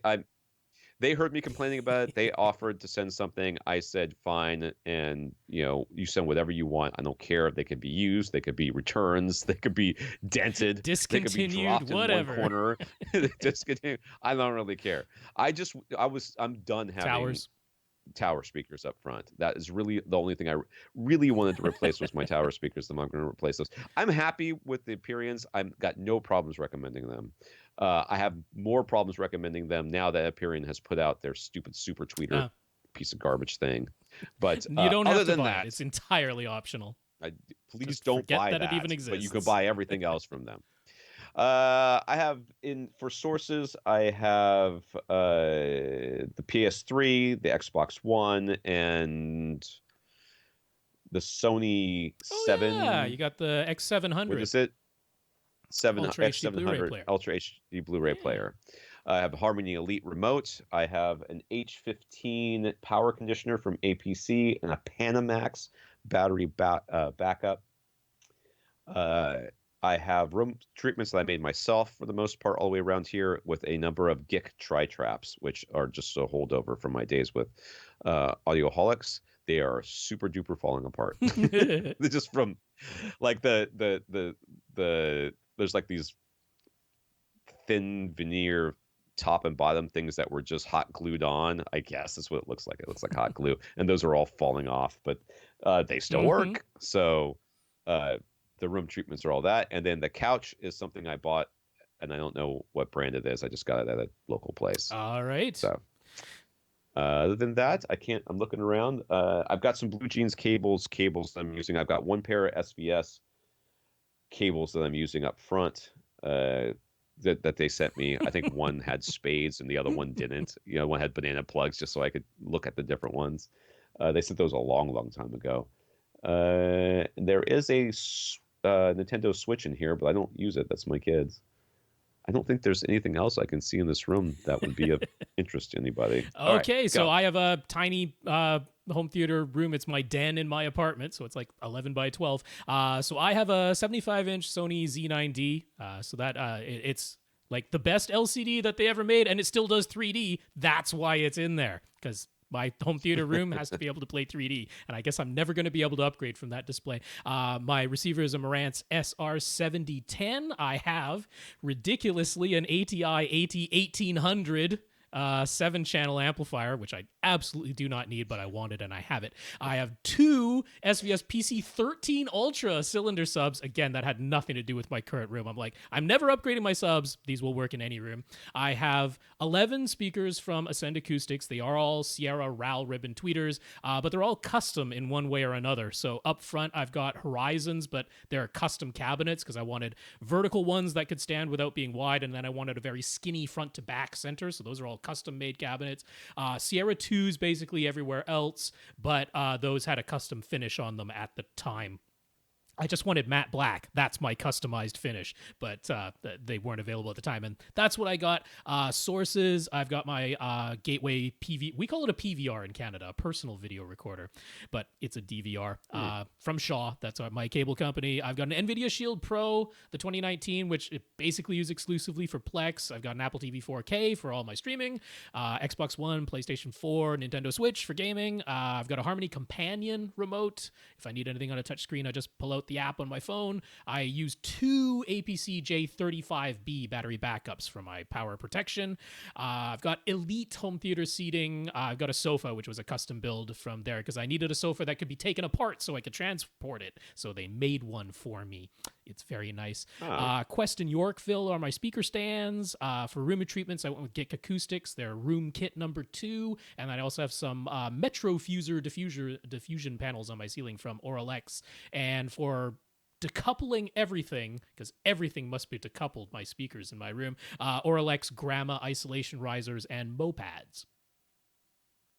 Oh, I'm going to be using those things. I forgot about our isolation pads. My wiring is like I'll be using pretty much all Monoprice or primecables.ca, which is basically reselling Monoprice. Yeah, I got all my cables from Home Depot for the most part. All the stuff is in my walls and stuff like that. If I were to redo this room, if I would make any changes, I would simplify a little bit, and I would get rid of. I would not get rid of, but I would probably get something like an Apple TV and then just have a Blu-ray player, an Ultra HD Blu-ray player, and that would be it. Almost never. The amount of times games are played in this room can be counted on one hand over the course of a couple of years. It just doesn't happen very often. It's only when people come over. I don't play games. I don't have the time. I would love to, but I don't have the time for it. And most of the games the kids want to play are on PC. I literally anyways. haven't turned my Xbox One on in over a year and a half at this point. Yeah, the only reason I turn it on is because that's what I stream everything through. It's easier than the PS3, and the interface, and it can do Atmos. Well, yeah, and I also have it connected to that hodgepodge, whatever, Hogpodge, or whatever it's called. Yeah, Hogpodge. Whatever. The thing that's connected to an antenna. I have an antenna, which is what's the brand that I got? Sky or something like that? Or the Leaf? Mohu? The one that everybody has. Yeah, it's a Mohu Leaf antenna. It's behind my screen. It's in the window that's Yeah, behind my that works. screen. So I would that was about the only thing. I love the Harmony remote. I've said it many times before. All the room treatments I've built myself, and I've Yeah. rebuilt them. So this is like, I will take them apart and redo them, and then put them in different cases and recover them and everything. It's I've recycled a lot of this stuff. Hope that helps. I don't remember who asked the question, but hope that helps you. And if you have any questions about any of our gear or anything else, but Rob seriously chose his gear because it was what he wanted. He did a lot of auditioning. I just I've acquired gear over the years of working in this industry, and I'm if I were to go out and buy something, it would take me months of auditioning before I would even consider I have my anything. forever speakers and subs and amplifiers. Something drastic would have to happen for any of that to change at this point. Yeah. Infinite Gary. Gary says, if you get a disc that has an Atmos soundtrack on it, but you only play it using a 5.1 speaker system, your AV receiver doesn't say Atmos as the playback format. It says Dolby True HD, or at least his does, and it should, because that's what it's playing back. So all the sounds that would have been coming out of the Atmos speakers, those are getting played by the 5 floor level speakers now, correct? Yep. Yes. So how do the regular surround sounds get mashed together with the overhead Atmos sounds while keeping all of the sounds at the correct volume levels? Do the normal surround sounds have to be made quieter so that Atmos sounds don't get lost? So remember, first of all, everything that's in the track, all the actual channel-based sounds and everything, that's all in the floor levels, and then there's a metadata that's supposed to be giving your height information. I mean, and the way that you get information over your head or even behind your head if you're using only a 5.1 system is through phase. And that's how they're adjusting all these things so that it gets. Well, it doesn't have to be anymore. I mean, that's the beauty of object audio is they can take individual sounds and apply actual coordinate-based metadata to them, so they don't have to extrapolate based on phase and timing and things like that anymore. They can just be like, this sound, if you have the decoder that can handle it, these are the coordinates where it's supposed to come from. You figure out how to put it there now. Right, which ends up being phase. So, I mean, if you only have a 5.1 system, that's what it's going to end up being is phase. That's how they put it there. I mean, there's no other way to do it. But all the sounds are in the soundtrack. I mean, I think what he's thinking is like, if I've got 2 sound sources being sent to one speaker now, like 2 channels of sound, even though it isn't really channels, being sent to one speaker, then doesn't everything come out too loud? Well, no, because if you think about 2 waveforms and you just add them together, because that's all we're doing. And it's the wonderful thing about waves is you can take any wave and just add it to another wave. You can also subtract any wave from another wave. And all that happens is if you just looked at the points on a graph, as you go along, you just add the values together and that becomes your new complex wave that contains both of the waves that got added together. That's how waves work. It's like really simple and mind-blowing that it works that way. I was like, I have had it explained to me multiple times, and it still doesn't make a dang bit of sense. But that's all it is. It's amazing. You can break down any complex audio wave into a series of individual sine wave tones. It is mathematically entirely possible to do that. The amplitudes of none of them change, the amplitude being the volume level. None of it changes. Nothing gets lost. You can add it together. You can subtract it, and it's all still there. It's really remarkable. But that's the wonder of waves in math. And that's all it is, Gary. So Cody and Andrew. Cody recently got a Epson 3100 projector. It's 1080p, no HDR. He doesn't plan to worry about 4K or HDR for quite a while. So what would we recommend for just a regular 1080p Blu-ray player? Or would we say that he should still get an Ultra HD Blu-ray player anyway? Well, that's a good question, and I'll tell you my answer for somebody who has a 1080p projector and is literally quite terrified to even consider going up to 4K because I'm pretty sure the cable in my wall is not going to support it, and I'm going to be very irritated by the entire experience. So, what is my solution? My solution was to just buy an Ultra HD Blu-ray player, anyways. And that was simply because I wanted the Atmos. Yeah, soundtrack. I don't know if Cody has an Atmos system, audio system. No. Right. So if you don't, then and you really are going to stick with just plain Blu-rays. Like to me, I know eventually I'm going to have a 4K Sure. something or another. It's only a matter of time. I'm kind of hoping that I go from projector to direct Mm, view so I can just run a short HDMI cable from right there to mm, right mm, there. mm. I'm hoping that I end up with an Yeah, like actual an 85 screen inch flat in the panel isn't going next to look dramatically smaller than what you have. So, what yeah. I have right now, especially if I move it Yeah. forward a little bit by putting on a piece of furniture. Uh, I would be, you know, it feels like if I'm going to be buying discs, I really don't see there Mm, being another disc right. come out when 4K is doing really pretty poorly as far as I can tell. I don't see them saying, "Oh, 4K is just a Yeah, it's hit. not This is taking the the world bomb by now. Let's go storm. ahead and go Yeah. with 8K." I feel like 4K is the last disc format we might ever see. So I feel safe in buying Mm-hmm. them. And but I also feel like what I end up doing is I look at the Blu-ray and I look at the Ultra HD Blu-ray, and if the Blu-ray has the Atmos Ah, soundtrack, I'm much more encouraged to buy yeah, I mean, that it's not as though than the other regular way around. 1080p Blu-rays, for some technical reason, can't have Atmos on them. They totally could, but studios have decided, by and large, if there's an Atmos version, that a lot of cases they're only putting the Atmos soundtrack or the DTS-X soundtrack on the Ultra HD version. There's no technical reason it has to be that way, but that's happening quite frequently. So if you do have an Atmos audio system, then you've got a pretty compelling reason to get an Ultra HD Blu-ray player, because then you can get the Atmos or DTS-X for sure on the Ultra HD Blu-ray disc. So the one I would point you to, now everyone's going to be like, oh, of course he's going to say a Panasonic UB420, but in your specific case, because what you care about most with your 1080p SDR projector is HDR to SDR conversion. That's what you need to be really, really good. In that case, I'm going to point you at Sony's X800M2. It's $250, but that one allows you to manually adjust the overall brightness of how the HDR to SDR conversion looks. And pretty much nobody else, I mean, it used to be Oppo, but they don't make players anymore. So that's kind of the only game in town for having that kind of manual adjustment of HDR to SDR conversion now. Technically, it is a Dolby Vision player too, but it's only manual. You have to manually turn it on and off because Sony is dumb. But that would be the one to get if you are worried about Atmos and you want to have the Ultra HD Blu-rays for that. If you're like, nope, don't have an Atmos system, don't care about Ultra HD Blu-rays at all, then I'm still going to say Sony and get their S3700. It's only $70 and it's a really good Blu-ray player. Yeah. So Andrew wants an Ultra HD Blu-ray player in Canada that will be better than his Xbox One S, but won't break the bank.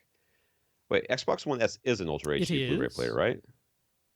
So I honestly, as much as I love to bag Uh-huh. on Microsoft and their Xboxes, they're perfectly serviceable, and not just serviceable. They're perfectly fine Blu-ray They do make players. chroma errors I though. I mean, Because they well, convert I have everything to not. RGB and then they convert it back and they don't do it correctly. So there are actually picture images Okay. picture image errors in it. So I mean, I've watched Blu-rays. So my in fact, I have to talk to Rob about this too, because that Sony for some reason seems to have his aspect ratio all Oh. screwed up, and it's fine when I'm playing Ultra Uh-huh. HD Blu-rays or just regular Blu-rays, but I put a DVD in it the Oh. other day and it just lost its mind. So I ended up having to watch the DVD on something On the on the Xbox. Xbox Yeah. because of it. But the menu is now like it's like Uh-oh. wider. It's like taller than it's supposed to be or something. It's very I can't figure it out the what I did Something got wrong here. messed. So something got messed up with that. But I mean, I would if you have an Ultra HD Blu-ray player already in the Yeah. house. I mean, why spend another $250 to get another one? Yeah. But if you really Well, care, anyway, in this case, I will point you to Panasonic. I mean, they're my normal go-to, and if he wants an Ultra HD Blu-ray player, I'm assuming Andrew, in this case, has an Ultra HD display. Now, I don't know if your right. Ultra HD display is Dolby Vision, because if it is, then my normal go-to of don't break the bank, but it's really, really good, and it has Panasonic's HDR Optimizer, is the UB420, but that does not have Dolby Vision. Now, in Canada, it's $299, not $250 like it is in the States, but hey, that's actually a pretty decent conversion rate for us. In Canada, we get a good deal in terms of currency conversion on the UB820. because it's 500 Canadian dollars and it's 500 US. And yeah, that's not how conversion rate works right now. So we're getting a good deal on the UB820 in Canada, but it's $500. I don't know if you want to spend that much, but that does get you all the things, including Dolby Vision. But it's going to be one of those Panasonic players. If you're like, yeah, for $200, I don't care about losing Dolby Vision, then it's the UB420. Get them at Visions. They are the like online and countrywide retail in Canada that's carrying the Panasonic players. Cool. Jonathan with the Sea Den Theater. C as in SEA, like Seahawks, and Den It's as a in den. a place where bears go to hibernate.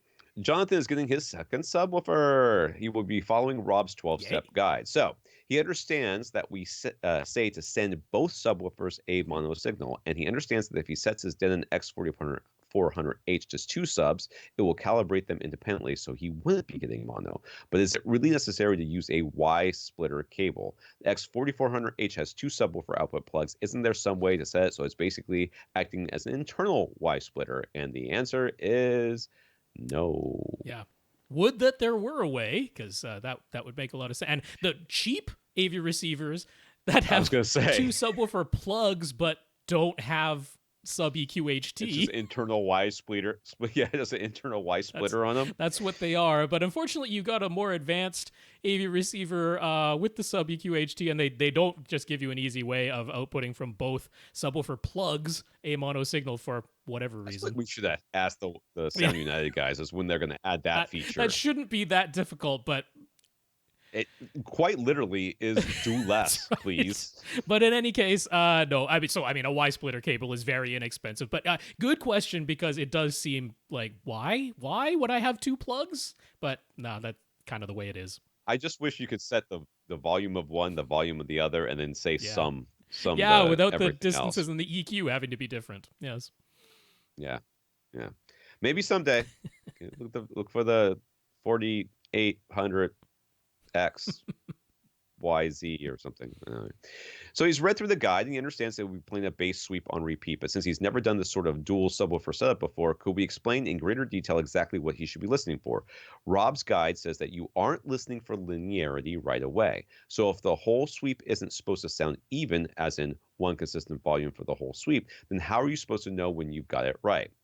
So what you're looking for is that in each seat that you sit in, or each space that you're sitting in, or each location that you're measuring in, that it's loud at the same parts. If it goes up in one part of the sweep, it goes up in one part of the sweep for everybody. If it's got a dip in one part of the sweep, it's got a dip in one part of the sweep for everybody. So you're looking for a uniformity in unevenness, if that makes And that's sense. why I suggest going to audiocheck.net and creating your own bass sweep and using the version where there's a little check mark option that says marked. And I suggest having that, because what it does is it puts in a little squelch tone every 10 hertz. So you can easily count by those squelch tones where you are in the sweep. Every 10 hertz, you're going to hear a little. So that allows you to go to seat. You're listening to this bass sweep. It's playing on repeat. It's marking itself every 10 hertz. And you go, okay, in this range, in every seat that I sit in, yeah, it's a little louder than the rest of the sweep, but it's a little louder across every single seat that I sit in and hear the sweep. And it's not louder in one seat, but quieter in another. That's the type of non-uniformity that we're attempting to avoid. So that's really all it is. You're going to be playing this sweep. You don't expect it to sound like one consistent linear volume across the entire sweep. But as you go from position to position, you can use those marks to determine that, yep, it's up in every seat between these 2 marks, and maybe a little down in every seat between these 2 other marks. And that's what you're hoping for. What are we doing time-wise here? I feel like we've been talking for... Okay. Yeah, that's am I right? Okay. I just misaligned my words here, so let me fix that. Nick just bought a Denon X3600H receiver. He uses Ascend acoustic speakers, but he's starting with just a 4.1 set of speakers. He had planned to wait and fill out his planned 7.2.4 configuration a little at a time, but with his X3600H sitting there staring at him, he started speaker shopping online. Dave over us and has frequently recommended Sonance in ceiling speakers as a good match for his Ascend. So Nick managed to find some 6.5-inch Sonance in ceilings going for about $150 a pair, which was less than half their retail price, and that seemed like a pretty good deal. Like most in-ceiling speakers, they have an open back, and these will be going in the basement ceiling, so he isn't required to have back cans as far as building codes go, correct? Typically, yes. I mean, you don't need the attic fire code safety type of cans. I would still check, though. Yeah, I mean, if anything is like a plenum, if anything is like an air return space, and sometimes that includes a semi-open space in between floors is used as a plenum, anything like that would still require an enclosure. In his case, it's not going to matter because he wants them just for sound purposes, but in general, like, you're not going to have the fire safety cans that an attic installation would require in general. So I would still check with somebody, but yes. Nevertheless, he wants back enclosures to prevent sound leakage and to maximize the performance of his new in-ceiling speakers. Sonance sells two options, a cheap-looking plastic cover and a much larger full box made of MDF. The large MDF boxes go for almost $200 each, which seemed a bit much when he's getting the speakers for $150 a pair. The plastic covers are about $45 each. So in terms of how these speakers will perform and in terms of how much sound will leak to the upstairs floor, how do the two different enclosure options compare? It sure looks at first glance like the large MDF enclosures would be way better on all fronts, but is that actually true? And are there any cheaper alternatives that we could suggest? Well, the cheapest alternative is to figure out what the enclosure dimensions of the big MDF box are. And then just build it yourself. And it doesn't have to be expensive material. You grab some OSB and you glue that thing together, put some insulation inside, seal up the edges of your box with some acoustic caulk. A little caulking. And that's it. Takes a little bit of effort on your part, but it doesn't have to look pretty. So it's going in the ceiling anyway, so who cares? That's the cheap solution. That's the cheap solution. If you can do that, then that's what definitely. Because the so the little plastic boxes, I mean, those are essentially your keep my attic insulation out of the back of this speaker boxes. That's really what they're there for. They are also, of course, the retrofit option because the big boxes, you got to cut something. If that was a finished ceiling, you're making a hole in there to put that box up there. Whereas the little plastic ones can just snap onto the back of the speaker and fit in retrofit wise. Right. So that's what those are there for. But there's no question the little plastic boxes leak more sound. There's obviously a lot less internal volume in there. I wouldn't be surprised if they even rattled a little bit sometimes because there's not much structural integrity to that piece of plastic. Get the dimensions of the MDF box and make your own because even if you're not handy, you can make a box that doesn't have to look pretty at all. If this is a basement ceiling, then you're putting it in a bay, right? So what you're really needing to do is just take a piece of 2x4 and quote unquote wedge it between the ceiling that you've got there and the floor above you, and then put that in there, seal it up from underneath somehow. You have to make a bigger hole than you normally would. I mean, anytime I hear the word just, all you have to do is just. That means that person doesn't know what they're talking about. And I just said it like 3 times. Okay. So clearly it's probably a lot more complicated than I think, but it's certainly doable. And repairing a little bit of drywall is probably a lot less than $200. Well, I mean, if he was willing to put that MDF box in there anyway, then it's no different than that. Right. So go on. Because you have a recommendation, right? I was going to say there is the option of Dynamat's Dynaboxes. There are a vinyl box solution that can be retrofit because you can actually roll them up and fit them through the hole that you've made for your speaker, and then unrolls inside. But they're like $100 each, so they're still more expensive than the speakers that you bought, which doesn't make a ton of sense. But it is an option that exists.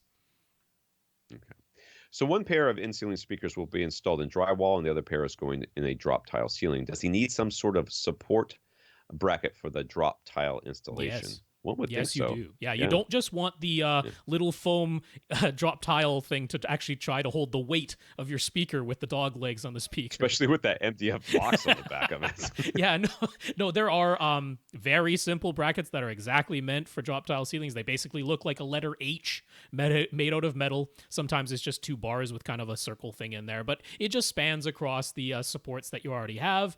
And sometimes you need to beef up your existing supports a little bit, some extra wire going from the metal T-bars up to your ceiling.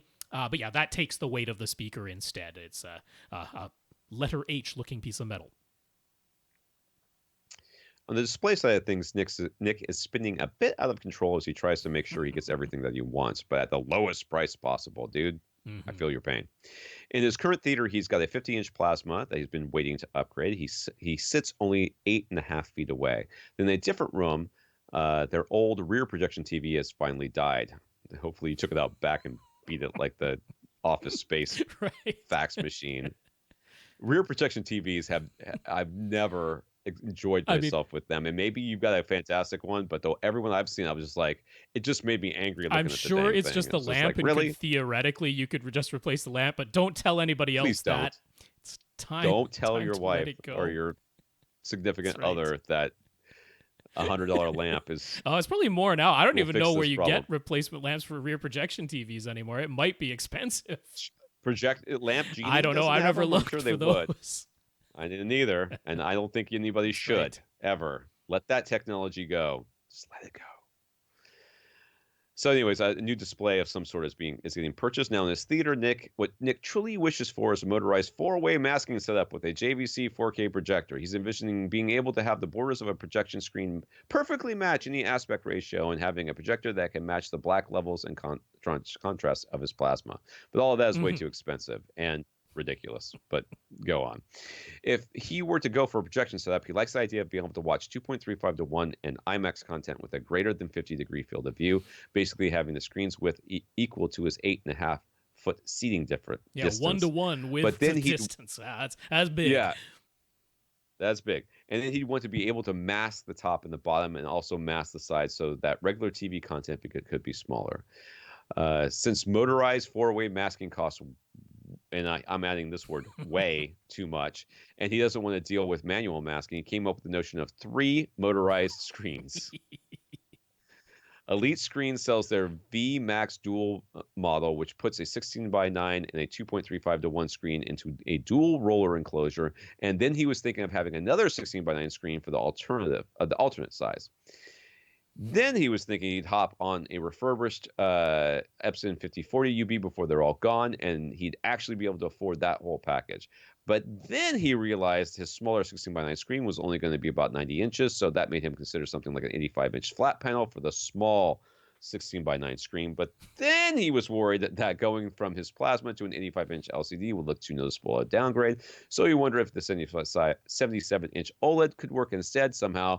No matter what, he's thinking he'll move his 50-inch plasma to the other room to replace the rear projection TV that just died. But what's going to replace the plasma in his theater? He's fallen down the rabbit hole. So can we sort this mess out? Yes. Get the 77-inch OLED and stop it. Yeah, it really is the solution here. I mean, I have never been more sure of a recommendation in my entire life. Stop it. Stop it with all the rest of this garbage. Stop it. OLED black levels are black. It is just like masking. Just tell yourself it's better masking. than your plasma. Even your plasma didn't get as black as you want to have gets. You want to have a stupid screen size compared, a viewing angle. Sit closer. Just stop it. I mean, I'm not opposed to having 2 screens. I mean, especially if it's like, yeah, sometimes we have all the lights on here. Projector isn't going to look its best. I want a projector for when it's dark and big movies, CinemaScope and IMAX. And then for in the day viewing, I want a TV. I'm not opposed to that. And I've gone down the same rabbit hole of like, how do I get the borders to perfectly match? I could do motorized curtains on the left and right instead of motorized masking. I could get one of Seymour's motorized screens where it has, motorized masking across the top, and then you can adjust the vertical size of the screen. I can use motorized curtains on the left and right. And I'm like, guess how many times I'm going to do that? Once because I bought it, twice because I bought it, maybe 3 times because I'm stubborn, and then never again. Showing off for somebody. Never again will it actually be used. I'll end up using one screen size all the time because we're humans, and that's what we end up doing. And my answer is exactly the same. Yeah, here, 8.5 feet away. 8.5 feet, we can definitely become 8 feet. That is easy. And 8 feet from a 77-inch OLED, while maybe it's not 1-to-1 width to seating distance, I'm like, I don't know if that's actually what you want, man. That's really big and gets annoying pretty quick, at least to me. I don't like having to move my head around to see, but some people, that is what they like. That's okay. And maybe one day in the future, you do end up with a projection screen that comes down in front of your OLED. And believe me, if you've gotten used to an OLED, nothing but a JVC will do, because even the JVCs aren't as good as an OLED, but they get the closest.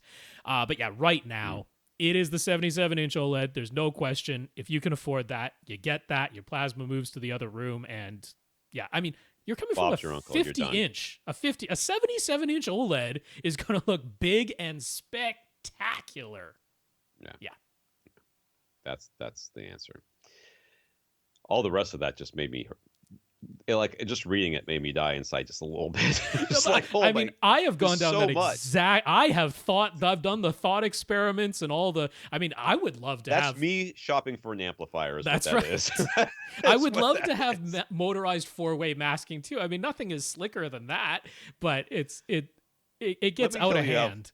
Let me tell you about a 4-way motorized masking. Let me tell you what happens. Rob's absolutely right. You'd use it once because you bought it, twice because you bought it, maybe a third time because somebody came over, and then you don't use it for a while, and then you go to use it, and it doesn't work, and you can't. And it's because the motors are frozen, or the Harmony remote, the thing isn't lined up or something. Well, I mean, and there's the idea too that I'm gonna use Kodi, and I'm gonna set up my own movie server, and for every movie I'm gonna use the metadata program to enter the aspect ratio of this movie, and I'm gonna have macros for every movie in my library. When I push the button, the screens are gonna go, and like you have all these plans, and like you do it once, and then the rest of your server library never gets its metadata updated, because it's not that difficult, but it takes some time, and some time is too much time. Right. Somebody out there would do all this, but they charge like $50 an hour to do it. So they're called custom installers. So they'll be happy to do it for you. But I guarantee you go to their theater at home. Yeah. And if they do have a projector, there's no masking, and there's there's no multiple screen sizes. They probably do have that if they're a custom install, they probably do have a 2.35 to 1 screen, but they've probably shrunk the image down so that the top and bottom fit inside and the sides are blank. That's like every custom installer in the world. That's what they ended up having. David wants a recommendation for a TV for the break room at his work. He wants something around 50 inches. If it's smaller or bigger is fine, and as cheap as possible. The only requirements are that it has to be able to stream from both iPhones and Android phones, and it has to be possible to connect a laptop to it with some kind of cable. Well, I mean, almost every laptop on the planet right now can connect via HDMI. Even if it doesn't have HDMI, they probably have a DisplayPort, and you can get a DisplayPort to HDMI adapter. Yeah, adapter. Yeah. So that's an easy one. Out of the box, streaming both Android and iPhone. So first of all, my first thought for this is some sort of Vizio, probably with an IPS screen, so it has the wider viewing angles. Maybe. Yeah, because depending on where the break room, how people sit and stuff like that, I would just be looking for something super bright and cheap, and that's going to be Vizio in their lower lineup. I'm not looking at the M series, more than likely. I know maybe you are. Well, maybe you said super bright, so once you want brighter than the entry, but yeah, Vizio is going to be the safe answer here, because their current models, the 2019 models that are out now, they did both. So they have SmartCast built in, which is already based off of Chromecast.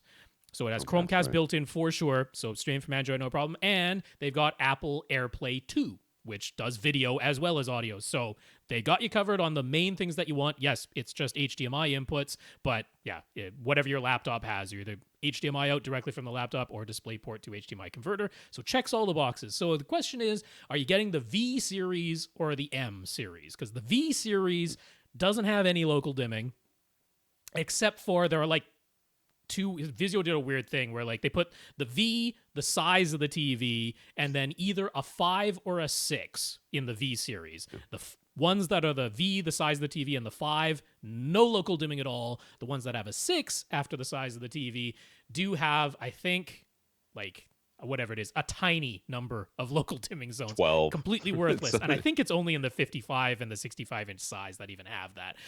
So over on the M series side, they did a similar thing where there's M, the size of the TV, and then either 7 or 8. If it's 7, it's like 12 or 16 zones of local dimming, and then if it's 8, I think it's like up to 32 zones of local dimming. But again, the 8 is that only... would be the last thing I would be worried about is local dimming. It's only on the larger sizes. So the V series is like, it will accept HDR10 and Dolby Vision and HLG, but it really can't show it to you.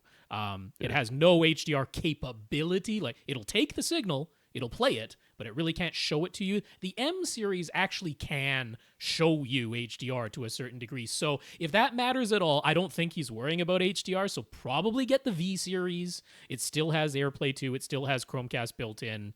That's probably what you want. And they have one that actually is exactly 50 inches in that series.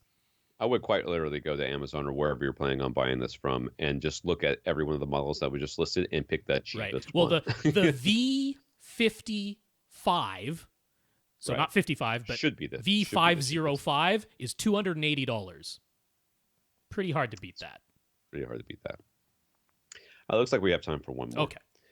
Chris has taken his home theater room down to the studs. He is reconstructing the interior with full soundproofing this time. He plans to have 2 rows of seats, and when he built his theater the first time, he positioned his gear rack in an adjacent room and then had a big opening next to his back row of seats so that he could access the front of his gear from inside the theater and then have the back of his gear exposed to the adjacent room.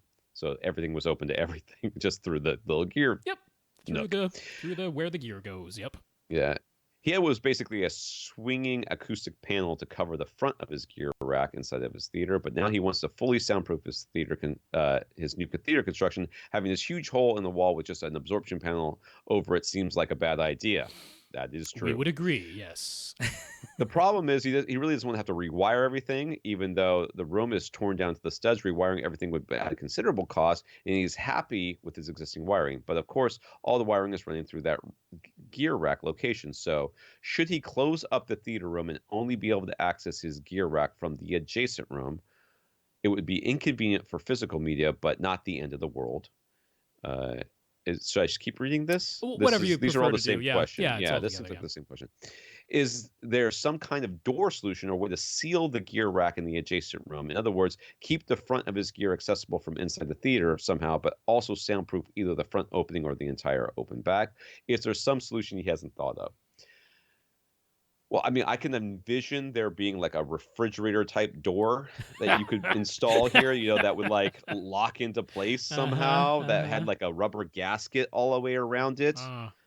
But that seems ridiculous. I'm not in favor of any type of door into his theater. I'm against it.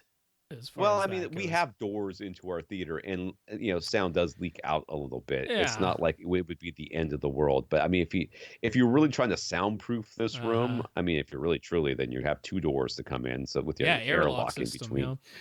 But I doubt he's going that full way. But yeah, if it were me, I would just close that wall off and walk around to the other room to install. I mean, I have children. I would just say, go put the disc in.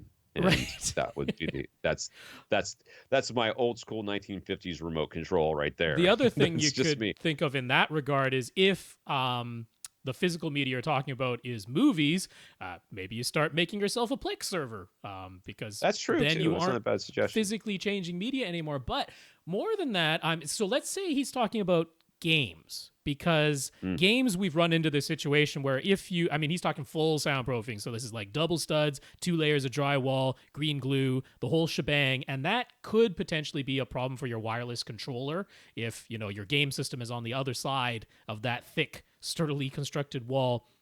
We don't want to run into problems with your wireless. I'm thinking a little bit of a hybrid. All right, I'm thinking that all the gear that doesn't need any sort of access, because that's a lot of it. Your AV receiver, your amplifiers, all that kind of stuff. You have your existing rack that is still open to your adjacent room. That's where you're going to access everything, and you close up in front of that whole section there. But what you basically have inside your theater is like a 1 or 2 shelf cubby. All right. It's closed at the back, so you can't access the back of it from the adjacent room, but you have this 1 or 2 shelf cubby where you can have your game system that's open to the inside of your theater. So rather than this gigantic hole, it's like it's either closed at the back for the cubby or it's closed at the front for all the other gear that's sitting in this rack in the adjacent room. And then, you're going to have like, where the wire goes, but you seal that up like you're sealing up all your other electrical outlets. And that's idea. What I would suggest here, because you don't need front face access for every piece of gear. Just probably 1 or 2 game systems, I'm betting, is all you actually need. And maybe a Blu-ray player, but it really doesn't matter. You're right. Just a little 3-shelf rack at in most, the room. And you've got your PlayStation or your Switch, your Xbox, and your Blu-ray player, and Bob's your uncle. Yeah. I mean, it doesn't sound like this. I mean, maybe he will have all of his media stored in this room with him, but it a lot of times in rooms like this, you have the media tucked away into another room anyways. So if you're leaving anyways for that, then you might as well leave for this. So, all right, that's a good suggestion. I like that. All right. That'll be it. I guess. I think that we covered a whole bunch of questions. I'm surprised actually that there were questions left from last week, because usually when I leave you alone on this podcast, you just keep there going were 23 on the list, man. I didn't get through all of that. I got through 18. I did a pretty good smattering. Or 19. That was great. We only did it says 13, but is that 13 total or 13 that were new for today? No, 13 total. That's what we got through today. 13 total is what we did. Okay. So we have John I guess I slow us down. H. John H was 14. RD was 15. Dan H was 16. Joe T was 17. That's who's left on the list for next week. We'll answer that. Not the end of the world. We've had worse. All right. Once again, we want to thank our listeners of the week. We want to thank Jonathan and Russell for going to AVRant.com and clicking on the Buy Us a Cup of Coffee link, and as well as Justin and our 108 or 107 additional patrons over at patreon.com. Yeah, Jonathan, Russell, thank you very much for the PayPal donations. Thanks so much to our 108 patrons over at patreon.com/AVRant Podcast. I said Patreon the other time. PayPal was the first guys. Jonathan Russell with PayPal. Patreon is different. Justin, thanks for being one of our 108. I think everybody's stopped the podcast at this point. I don't even know what I'm saying anymore. I'm punch drunk. For AV Rants, I'm Tom Andry. And I'm Rob H. Now go out and listen to something.